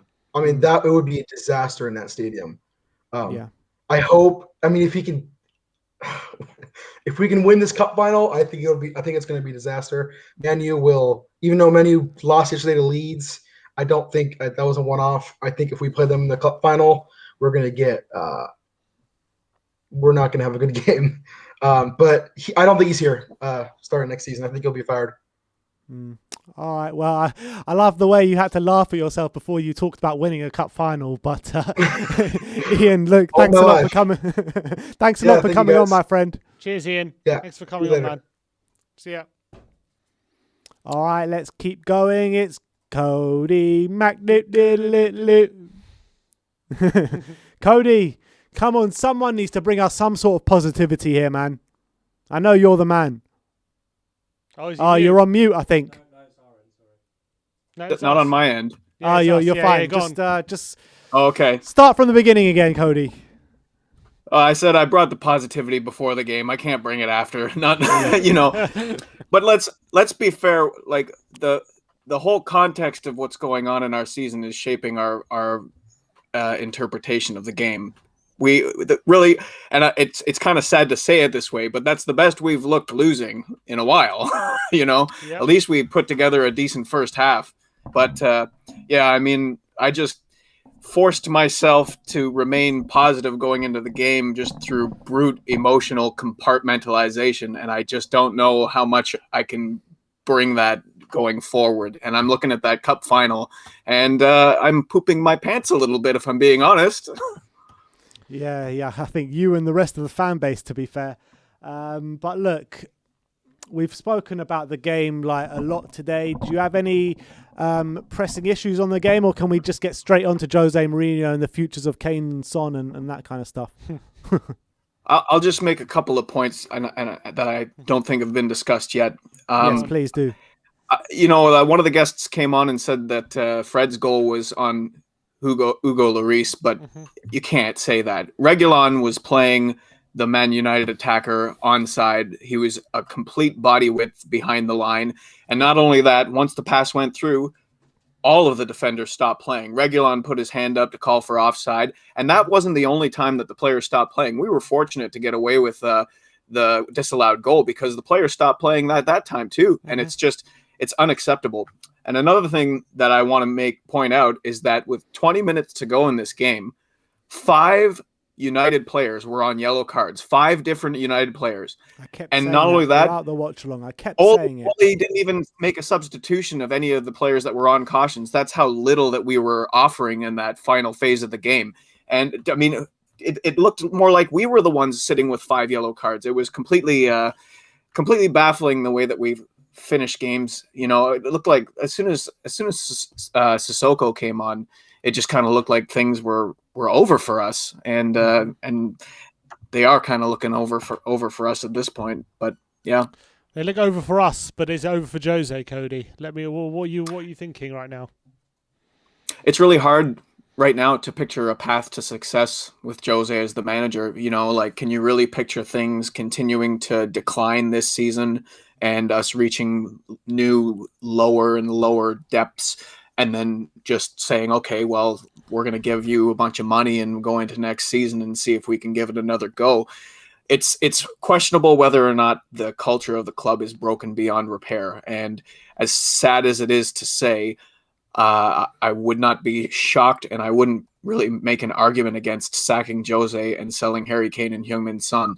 And that hurts because, you know, we've had so many close calls, and we've had so much joy brought into our lives by these players, and they've played their hearts out for the badge, and we just haven't had enough quality to get over the line, and we've just brought that negative mentality that just choking time after time after time, and it just seems like we never will succeed with them. And I'm not putting it on them. I'm just saying, like, they are the nucleus of a club that hasn't been able to succeed at the highest level in the clutch. So I don't want to believe that it's not possible, but it's starting to look more and more likely. You know, it's getting harder and harder to justify why Harry Kane would stay. Yeah, and this Kane cloud as well hanging over this club right now, whether with him staying, him going, is that do you think that is inevitably going to have a negative effect on our end to the season when does it add pressure to our results when Kane has been rumoured to want out if we don't get Champions League? No, you know, at this point, it's really hard. You know, if it was just one team that we were chasing for top 4, you could say that we would have an outside chance. But with the number of teams that are in and around us and playing much better, you know, if we couldn't turn things around in these last 2 games and start to play better football, it doesn't really seem that we're going to be able to. And I don't think Toby Alderweireld wins us the game today if he's in there. You know, I didn't think that Dyer was so bad that Toby would have made the difference and we would have won the game 2-1 or 1-0. So do I think it adds extra pressure? It definitely, just all of those outside factors. You know, this is what we said about Jose Mourinho. The highs are incredibly high and the lows are incredibly low. And we're low right now. And it's really hard to see a path to getting high again, you know? Once he goes low, though, it's very rare. Or I don't know if he's ever done it. Has he ever made a squad poison or like had a massive downturn and brought it back? He's never had the chance to. He has never had the chance. Yeah, it's quite like will we be the first to make, because could we be an experiment? But there's a reason why he's never had the chance to. You could say that. It goes so poisonous. You could say that, but also you could argue that there's been times where he's been correct in kind of throwing the players under the bus and causing those problems, you know. So like we can't really argue that we need better players. Look at like today's loss doesn't even bother me that much. Of course, I would have preferred to win, but the Newcastle draw was way worse for me personally. Yeah. Like, Man United are a better side. When you go down player for player and in terms of depth, and, you know, like you can cross Dean Henderson off our transfer target list for sure. They're just a better team than us, and we can't really be bashing our team for losing to better teams. That happens. But when we're not taking care of business against the likes of Newcastle and Zagreb and Arsenal, it's really disheartening. And I really can't see a path to keeping Kane around. The only thing would be the financial aspect of it, whether or not Levy can get the price that he wants, or if Harry Kane really kind of puts his foot down and says, you have to get rid of me. But how I'm looking at the rest of the year is I'm going to assume that Harry Kane is gone this summer, and I'm going to drink in every last minute that we have, because we've been truly blessed to have one of the great players in Premier League history playing for our squad. And I'm just going to show you, I'm going to start using a hashtag here. Thank you, Harry Kane, because Thank you, Harry Kane. We should not be waiting until Kane is no longer a Spurs player to be appreciating him. Damn right. That's very true. Very true, Cody. And maybe we should get that hashtag trending. Hashtag thank you, Harry Kane. Not sure it's the right time, but yeah. I understand the sentiment and I appreciate it. Yeah, I know one thing. When I get off this call, I'm going to enjoy watching the rest of the Masters. I'm going to indulge in a little Pinot Cardbordio, and I'm forget my troubles. All right, Cody. Well, have a good evening, Cody. It sounds like you got a good one planned ahead of you. So take your mind off Tottenham, and hopefully we'll get to speak to you again pre-match Everton. Glory, glory. Coming Spurs. All right, we have got 4 more guests, I believe. 4 more guests in the pipeline. Who have we got next? Who it is. Look who it is. It's the Irish Hotspur. The man at the moment. Big up the Irish Hotspur. David, before we get into the absolute shambles what is Tottenham Hotspur, I just want to say an absolute massive congratulations and thank you for running that show for us today and in the future, because I thought it was a really good show. I thought you did amazingly, and I just wanted to say thank you very much. No, thank you so much for giving me the opportunity, lads. I thoroughly enjoyed it, I have to say. And all I'm going to say is it's going to get better and better the more we do it. It was a good first show, and I just hope everybody enjoyed it and I didn't let anybody down. No, you did the opposite of letting someone down, and I think everyone that I saw comment on it did enjoy it. So you did an absolutely fantastic job. So thank you very much for that. But look, well, the viewers are decent on it anyway. Damn right. we got a game to talk about, David. Obviously, we've lost again at home, 3-1 to Man United this time. I mean, tell me your thoughts. Look, I asked before the game. I wanted to see passion, desire. I said if anybody at the club had a bit of bollocks, reach down and find it, and we didn't get it, did we? No. And I've just gone to the stage where, look, the club is broken from top to bottom, from board level, management, squad. Look, they've even managed to break our greatest ever player, Harry Kane. Yeah, he's a broken man too, and I'm just going to say to everybody now, strap in. Because we're in for a long, long, dark ride. We're in for some tough times ahead. Because being honest, lads, I'm just going to get straight into it with the Harry Kane situation. Yeah. In order, look, if we want to sack Jose, pay for a new manager to come in, also get players in the summer. There's only one way of doing it, and that's selling one of your biggest assets, and that's Kane or Son. That's true, and also. I haven't seen it, but apparently Son has given a post-match interview. Or actually, let's just read the super chat from Will Stewart, because we haven't said it yet. He says, after watching Son's press conference, I'm calling it now. He is never putting pen to paper without top 4, especially after the abuse. Apparently Son looked very, very unhappy and sad. Obviously, he would be after a defeat, but especially so in an interview today. But surely he wouldn't have known about this abuse at that point. Not about the abuse. It's about just about the game and where things are at the club. Do you think we're a real risk at losing both Kane and Son? Look, it's a tough one, because if Levy lets both go, it's we're going back to the Martin Yole eras where we've no superstars. We're just bringing in players, and we're going to try and get a squad together. So for me, if you're going back that far, bring in Den Haag from Ajax. It'd be stupid of them. Look, ultimately, I do think they're going to have to stand in. Look, it's probably going to be Harry Kane's way, maybe. If it does come to it, that's the player they're going to have to stand his way and just say, look, you're not going anywhere, because he has a longer contract than Son.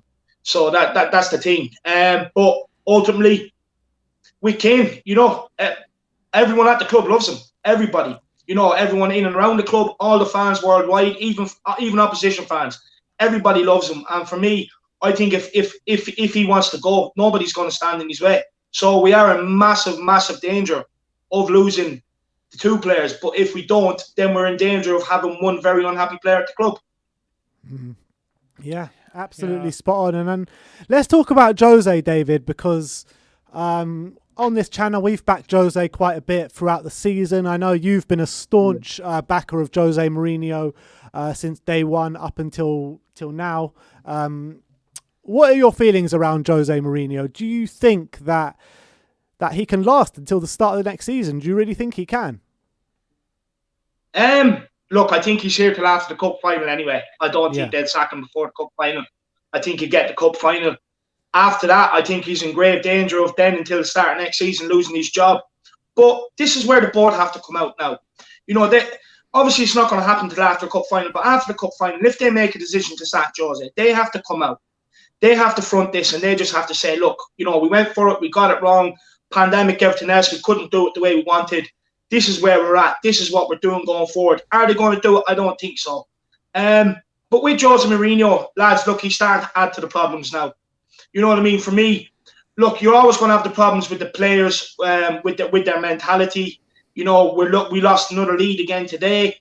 You're always going to have that there. And for me, Jose's starting to add to the problems. His words in the press are starting to become more erratic. Look, for me, everything's just signalling the end of Jose at Tottenham. And look, you know what I mean? Fair play to the guy. He came, he tried to steer this sinking ship. He was brought in to cover up the magnitude of the rebuild, in my opinion.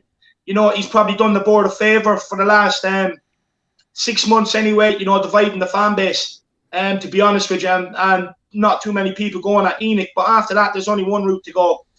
But look, I do think it's come to an end. Unless the board just stay, look, we're not sacking him.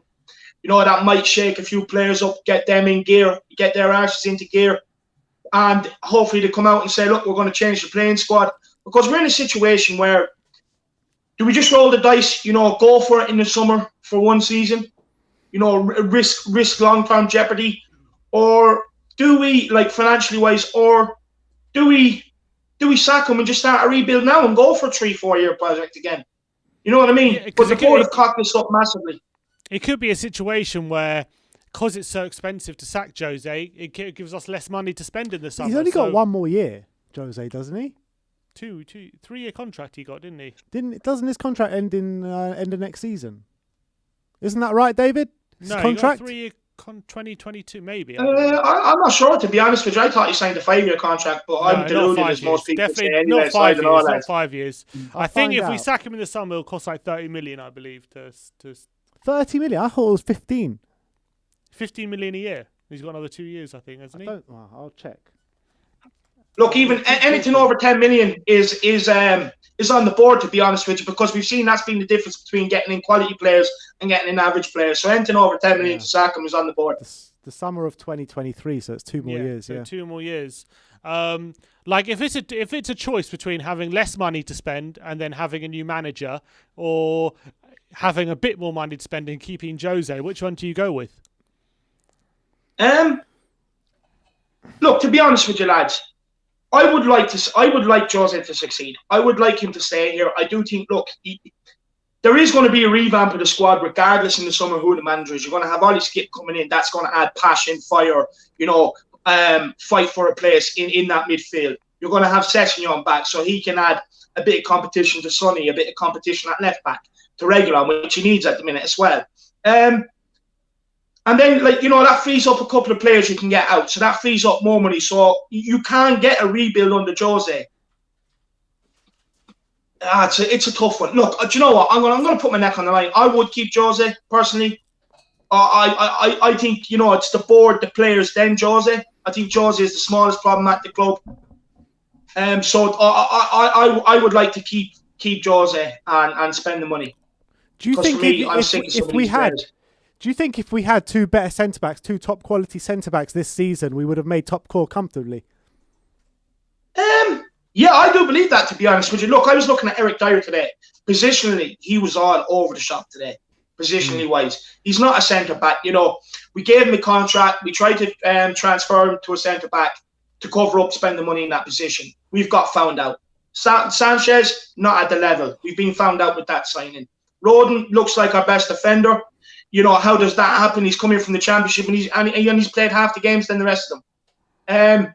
If not less than, like, you know, 3/4 less than what the rest of them have played. You look at Toby Alderweireld, whatever's going on with him and Jose Mourinho. I do believe Jose Mourinho should have swallowed his pride on this and just got it to the end of the season at all costs. But it hasn't happened. But, you know, one thing it has done is it's exposed a lot of things that's gone on at the club. I don't know whether it's right now it's probably for the worse, but long term it's probably going to be for the better. All right, David. And that's the best way I can put it, because, lads, it's ultimately, it's shambolic, it's disappointing, it's gut wrenching. You know what I mean? My stomach is turning now what's going on at this club, and I'm starting to struggle to see how we get out of this. Like, with players, with manager, how we get out of this, because, you know, financially it's not the best of times either. So I'm struggling to see how we get out of this. But look, as always, I'm Tottenham till I die, and just roll on the next match, and hopefully we can put things right going towards the end of the season. David. Thanks for coming on as always, and big up to yourself for your show today. Absolutely amazing. No, I want to say a massive thank you to you lads as well for giving me the opportunity. I really do appreciate it, lads. And you took a gamble on me, and hopefully it works out. And I just hope everybody's ready for the next pre-match pump-up. I'm still going to go into the game, believe we can win. Call me deluded, I know, but it's the optimism, and that's the life of a Spurs fan. Come on, you Spurs. Come on, David. Massive big up to yourself, mate. And you earned it, David. Yeah, exactly. It was not a risk or anything like that. You earned the opportunity by what we believe in you. So, look, I'm enjoying the show. I watched it all. I loved every second of it, and I'm looking forward to more shows like that. Yeah, look, like I said, lads, it's only going to get better from here on out. I just want to say thank you to everybody, you know, for tuning in as well earlier on. It can't happen without you guys or the guys that are behind the cameras as well. So big up, everybody. Nice one, David. Nice one, David. See you later. See you in a bit, mate. All right. Who we got next? Last three shirts callers of the night. Jamie. You right, Jamie? He's on mute. He's on mute. Oh, you're back. Jamie? Hi, guys. You right? Yeah, not bad, mate. How are you? Yeah, could be better. Yeah, I know exactly how you're feeling. But, yeah, what do you want to say? Talk me through your thoughts on the game today. Yeah, firstly on the game. For the first 45 minutes, thought we were really up for it. Felt we closed them down, showed energy, was pressing them. It felt like the Spurs at the start of the season, you know, like where we were sort of counter-attacking.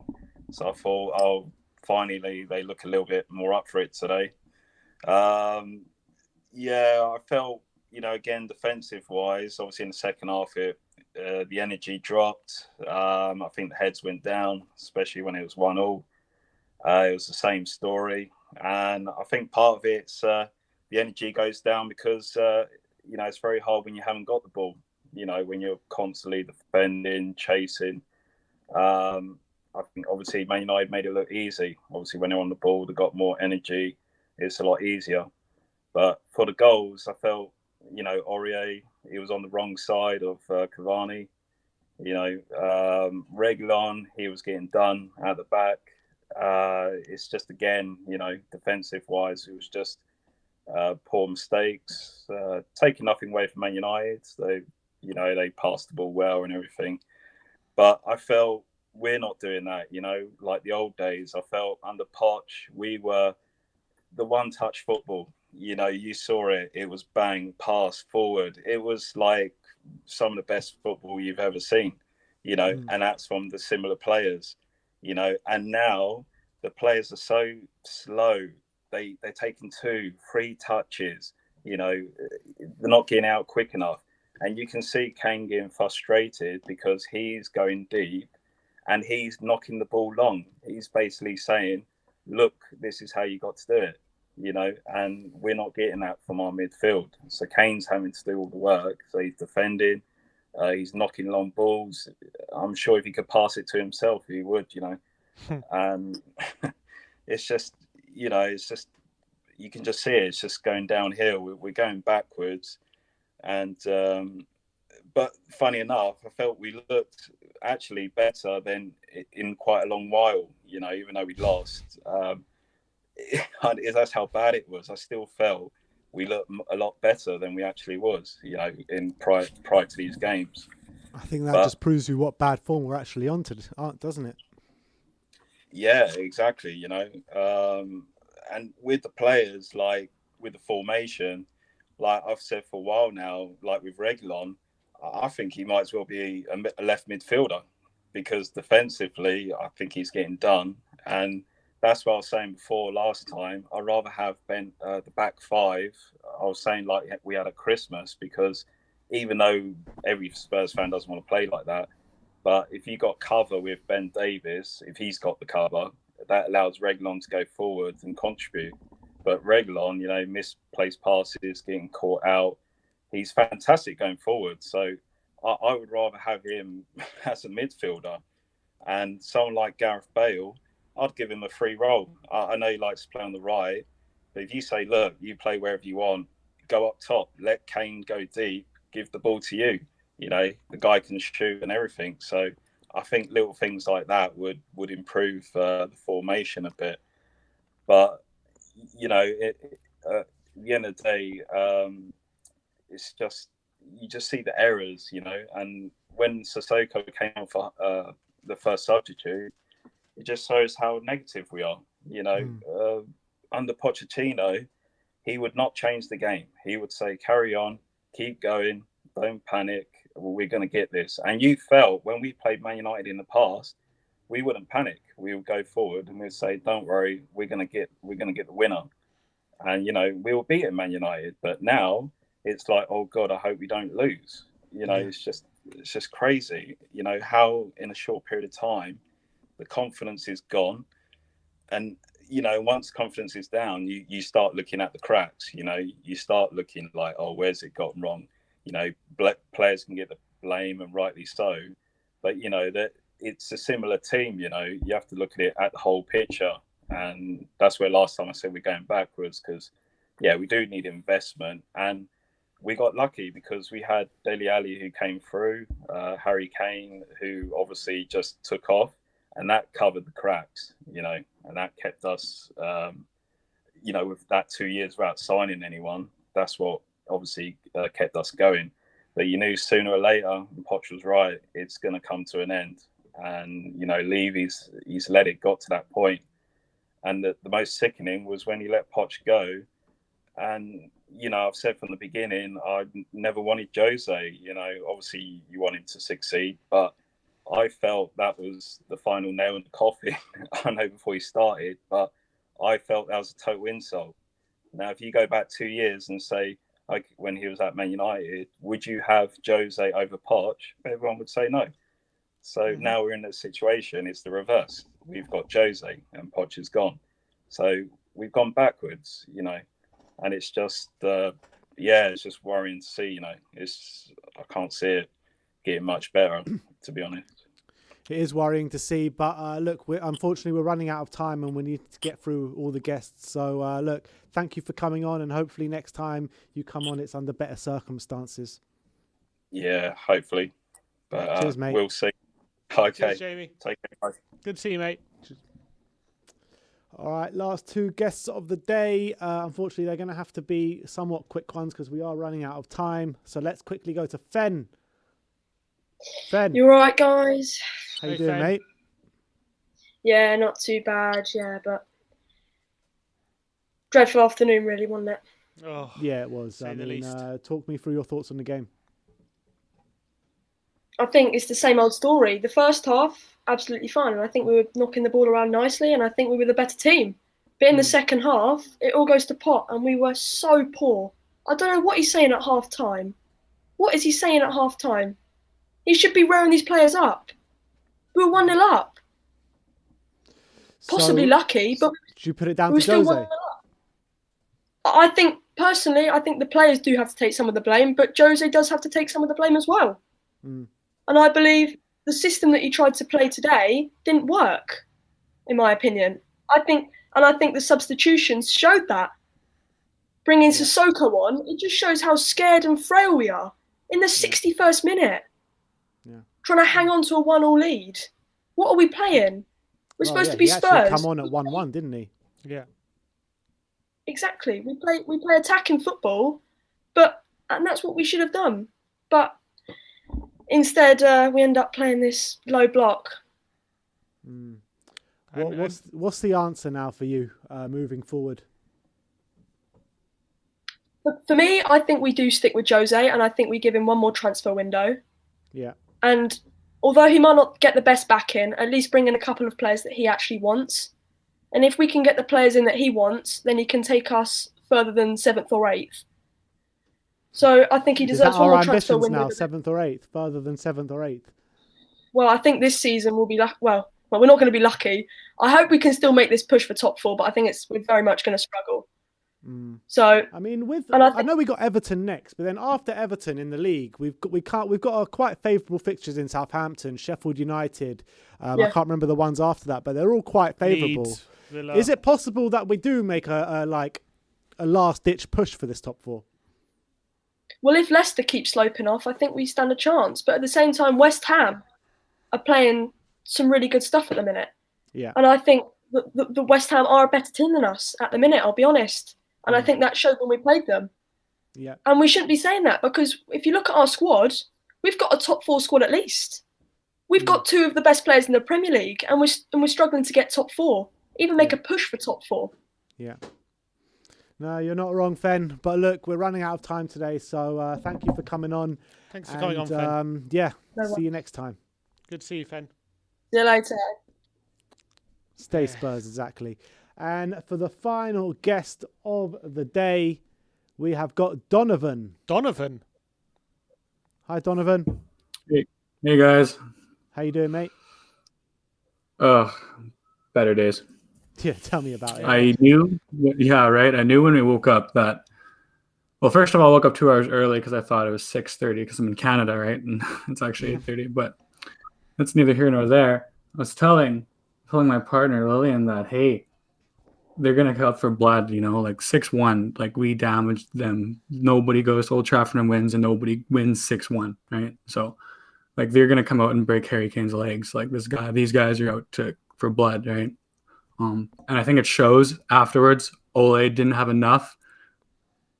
3-1 wasn't enough, that he threw Son under the bus, and now Son is just being drugged, like, down London way. Like, what's going on at our club? Like, don't want to get political here, but like, I never thought I would ever be embarrassed to be a Tottenham supporter in that way. If we don't realize how lucky we are to have Heung-min Son, not even on the pitch, off the pitch, the revenue stream he brings in with South Korea alone, and the support behind the scenes, the infrastructure he brings, Kane and Son are essential to our club. And if we lose them, you said it right. I don't know if it was Ben or Sam who said it, we're going to go backwards. And I thought, going and getting the young players from a mid-table club that want to fight for the badge might be better than having a Dyer, but no, that's backwards. We don't want to do that. And the bottom fact is that Dyer's on our back line, and I don't care if he has a good passing game forward. That second goal, Aurier should have cleared it. Dyer should have headed it out. Van Dijk heads that ball out. Aurier was part of that collapse back in Paris, and Barcelona came through and just ruined Paris's night. I remember Aurier laying there. Was Aurier part of that team? I'm pretty sure he was. I think he might have been. I think you might be right. I think you might be right. One person laying on the pitch, and we haven't fixed our right back since Kyle Walker, and Kyle Walker is now dominating the Premier League, winning titles, and hopefully he gets a Champions League, because bottom line is we haven't fixed that right back position. We haven't fixed Musa Dembele since he left that night against Juventus. That's so the where do problem, we go for Donovan. That is exactly the problem. We don't replace our stars. We let Dembele go without replacing him. We let Kyle Walker go without replacing. We're probably going to let Kane and Son go without adequately replacing them. So, I mean, And Vertonghen as well. He's another one. Vertonghen and Toby. Yeah. You can't tell me that Jan Vertonghen has a worse game than Eric Dyer today. Yeah. I'm sorry. Probably not. So what? Well, I had notes here, like grandpa. I had everything ready to go. But the only thing I can say here is just, why can't we utilize the talents at our disposal? Okay, Chelsea, they're faltering a little bit because Tuchel's getting a bit of a reality check and he's getting humbling. But Thiago Silva is world class still, and he is 36, approaching 40. Okay, like we're like not against West Brom. Pablo Fernandes for Leeds. Old man in the midfield and they're managing his minutes. Why can't we get the best out of Toby Alderweireld? Why is Hugo Lloris faltering in these moments? Poch said it. We have to cycle these players out. These players are dwindling. We called on Sissoko to go in, and yeah, we were absorbing pressure, but Sissoko's not the player he was. Going forward, we get some new players and we stick with Poch. I'm not Poch, pardon me. We stick with Jose. He's not a stupid man. He wanted to get Lingard in, and now Lingard's tearing it up for West Ham. He has pride, and he has something wrong with him. Yes, but we have to sacrifice our trophies. We're starved, and that brings me to the question: Does winning silverware this year fix that? And then we just part ways, because then his legacy is intact, and we can just go on. Yeah, I mean, it's very hard. It's very hard to know, but I think ultimately it's all got to be down to Daniel Levy and Enoch, because they hold the key to everything. I mean, they're the ones that should have backed Pochettino. They're the ones that should have properly backed Jose Mourinho, and they're the ones with all the key decisions to make on their hands. And I give plaudits to Kane for that, for calling that out. And if he does actually come out and say that publicly, like, hey, I'm a world-class player, and what's my board doing? You know, we have a nice stadium, and we have not done anything a top 6 club would do financially in the last 4 windows. We haven't played like a top 6 club. We've played like a toxic club. We haven't played like a top 6 club in so damn long. And I'm out here buying a Bale jersey, getting it shipped, waiting months for it to come over in Canada, realizing that, hey, if we don't sign Bale on an extension or get him for scraps on the dollar, that I just bought into this big marketing ploy by Enoch. Go Spurs. Like, this is ridiculous. Modern football is bought. I don't care what you say. Man City didn't become good by developing a young star that I forgot about 4 seasons ago, okay? They bought Riyad Mahrez from Leicester. They bought Sergio Aguero from Atletico. They brought in Vincent Kompany to be their legacy star. They brought in Yaya Toure. They brought in Zabaleta. They brought in these stars, and they built a rock foundation, and they brought the best and the best. So if we have to sell out and sell, let's do it. But oh yeah, Enoch, and I guess you guys are there. You guys are living there, and that's your livelihood. I'm over here in Canada just watching on a stream. So yeah, but all I know is I'm just going to keep going, because I'm not going to be plastic. I can't jump over to Man City or anything. You know, come on, you Spurs. All right, Donovan. Donovan, you're absolutely spot on. Donovan, great call. You haven't called in before, have you? Well, I got premium, like whatever you guys have, about a month ago, and honestly, we went on that bad run of results, and I was like, you know what, like, I don't want to gripe, but then we had a bit of positivity there, and now it's just like, no, let's start voicing these, because I'm not going to fault for the last 7 games. We have such obtainable points, and Leicester's just dropping them. I watched Leicester today this morning because I was up early, and Brendan Rodgers is a fraud, man. That man, like, I don't know what they're doing. They fell apart, and that 4th spot's open. It's open for the taking, and we're just not going to take it. Welcome back to the Europa League. We're going back to the Europa League, I guess. So yeah. I mean, Europa League would be a blessing at this point, because right now we're sitting in the Europa Conference League spaces in the league, and we don't want that. Oh man, at least well, I mean, at least there's club matches we can at least give Vinicius. Like, I mean, honestly, I think Vinicius is the future. That man, like, I watched Cavani today, and just having Cavani on the pitch just revitalized the Manchester United attack. He was hungry. His respect that he got on the pitch just for his attitude and drive. We give Vinicius a run up on the front line with Kane, and what Kane lacks, because that poor man has run miles and miles since he's played this season. It was like 40-some games, 50 games almost now. We have Carlos to run up there to bite and just give some extra fight. Because, I mean, Cavani just played out of his skin, but that's just my opinion, but it's Cavani. Yeah, but you can see in mentality, he's got the mentality of a winner, Cavani. That's what he's got. But look, Donovan, absolute pleasure to have you on. Do call in again. It was a great call. Great call. Good, guys. Yeah, have a great afternoon or night, whatever time it is. Cheers, See you in a bit, mate. Yeah. All right, so I think that is it for today. I want to say thank you very much for all the viewers, all the super chats, all the call-ins, everyone making contribution today.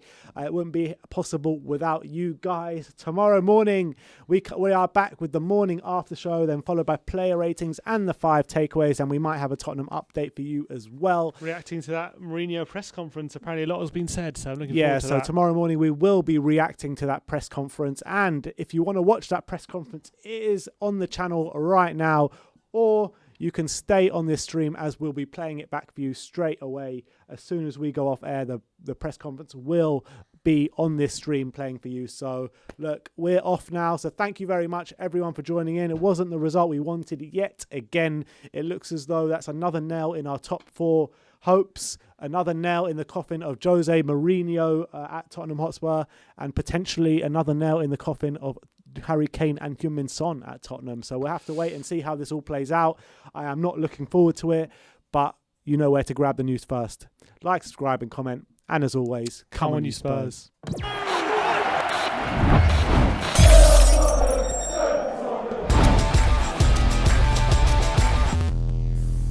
Okay, good evening, everyone. Welcome to our post-match press conference for our game against Manchester United. As always, please raise your hand, and we'll try to get to as many of you as possible. We'll start with Gary Cottrell.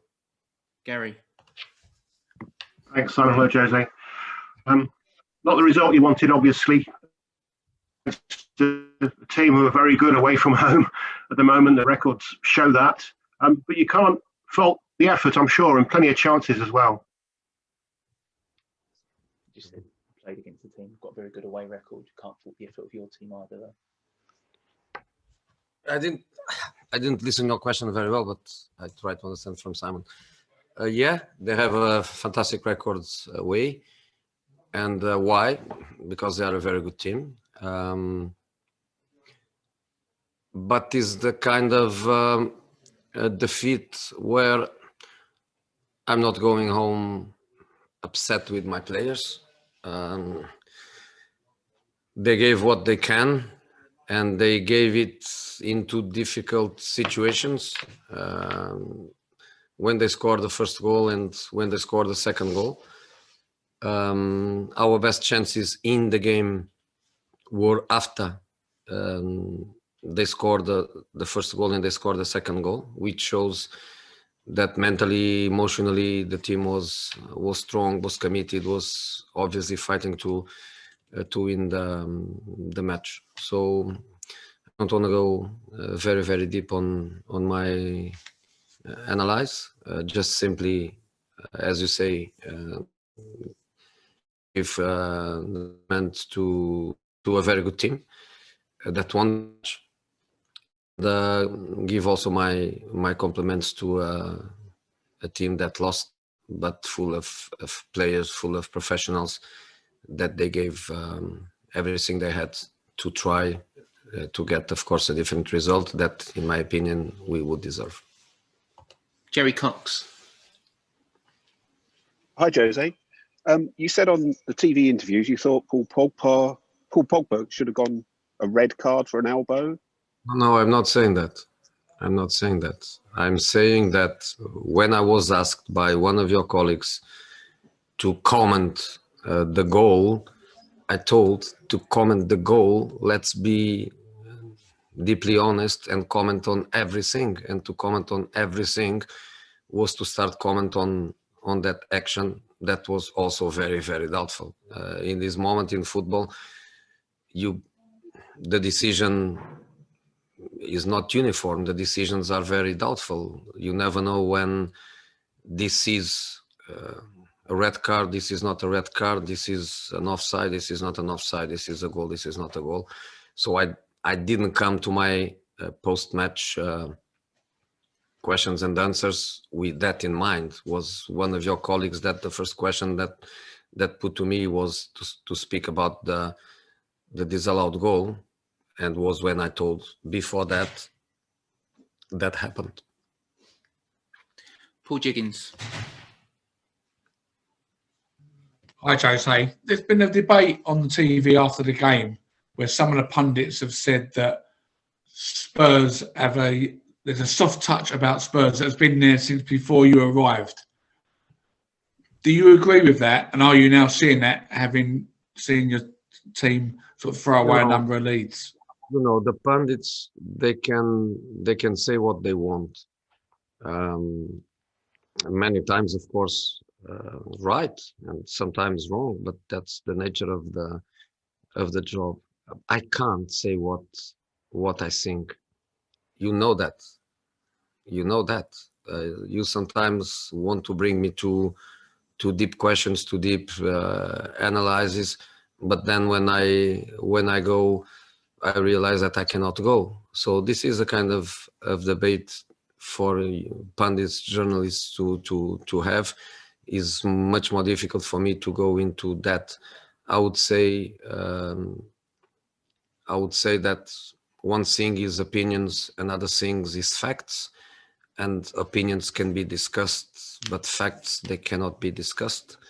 So if you go to certain numbers, to certain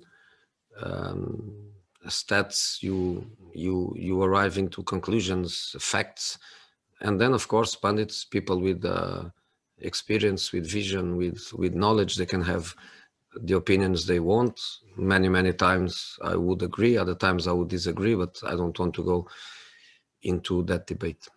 Okay, John Cross to finish. It's to finish? Yeah. I will not let them finish. John. Okay. Jose, can I just ask you what your view of the Son incident was? Did you think that was? Did you think the officials between them got that decision right? And then also just to follow up on that, just is the top four still within your grasp? There's still games to play, isn't there? There's still time left. Look, first of all, let me tell you something. I'm very surprised that after the comments that Ole made on Sonny, you don't ask me about it. Because, and I told Ole already this, because I met him just a few minutes ago. If it's me telling that player A, B, or C from another club, if it was my son, I wouldn't give him a dinner tonight or something like that. What would be the reaction of that level? Is very sad. And I think it's really sad that you don't ask me about it. It's really sad that you don't have the moral honesty to treat me the same way you treat others. In relation to that, I just want to say Sonny is very lucky that his father is a better person than Ole. Because I think a father, I am a father, I think a father, you have always to feed your kids, doesn't matter what they do. If you have to steal to feed your kids, you steal. I'm very disappointed. And because with me, like we say in Portugal, bread is bread and cheese is cheese, I told already Ole what I think about his comments. And I have to tell you that I'm very disappointed that in 5, 6, 7 questions, you ignore the dimension of that comment. Thank you, guys.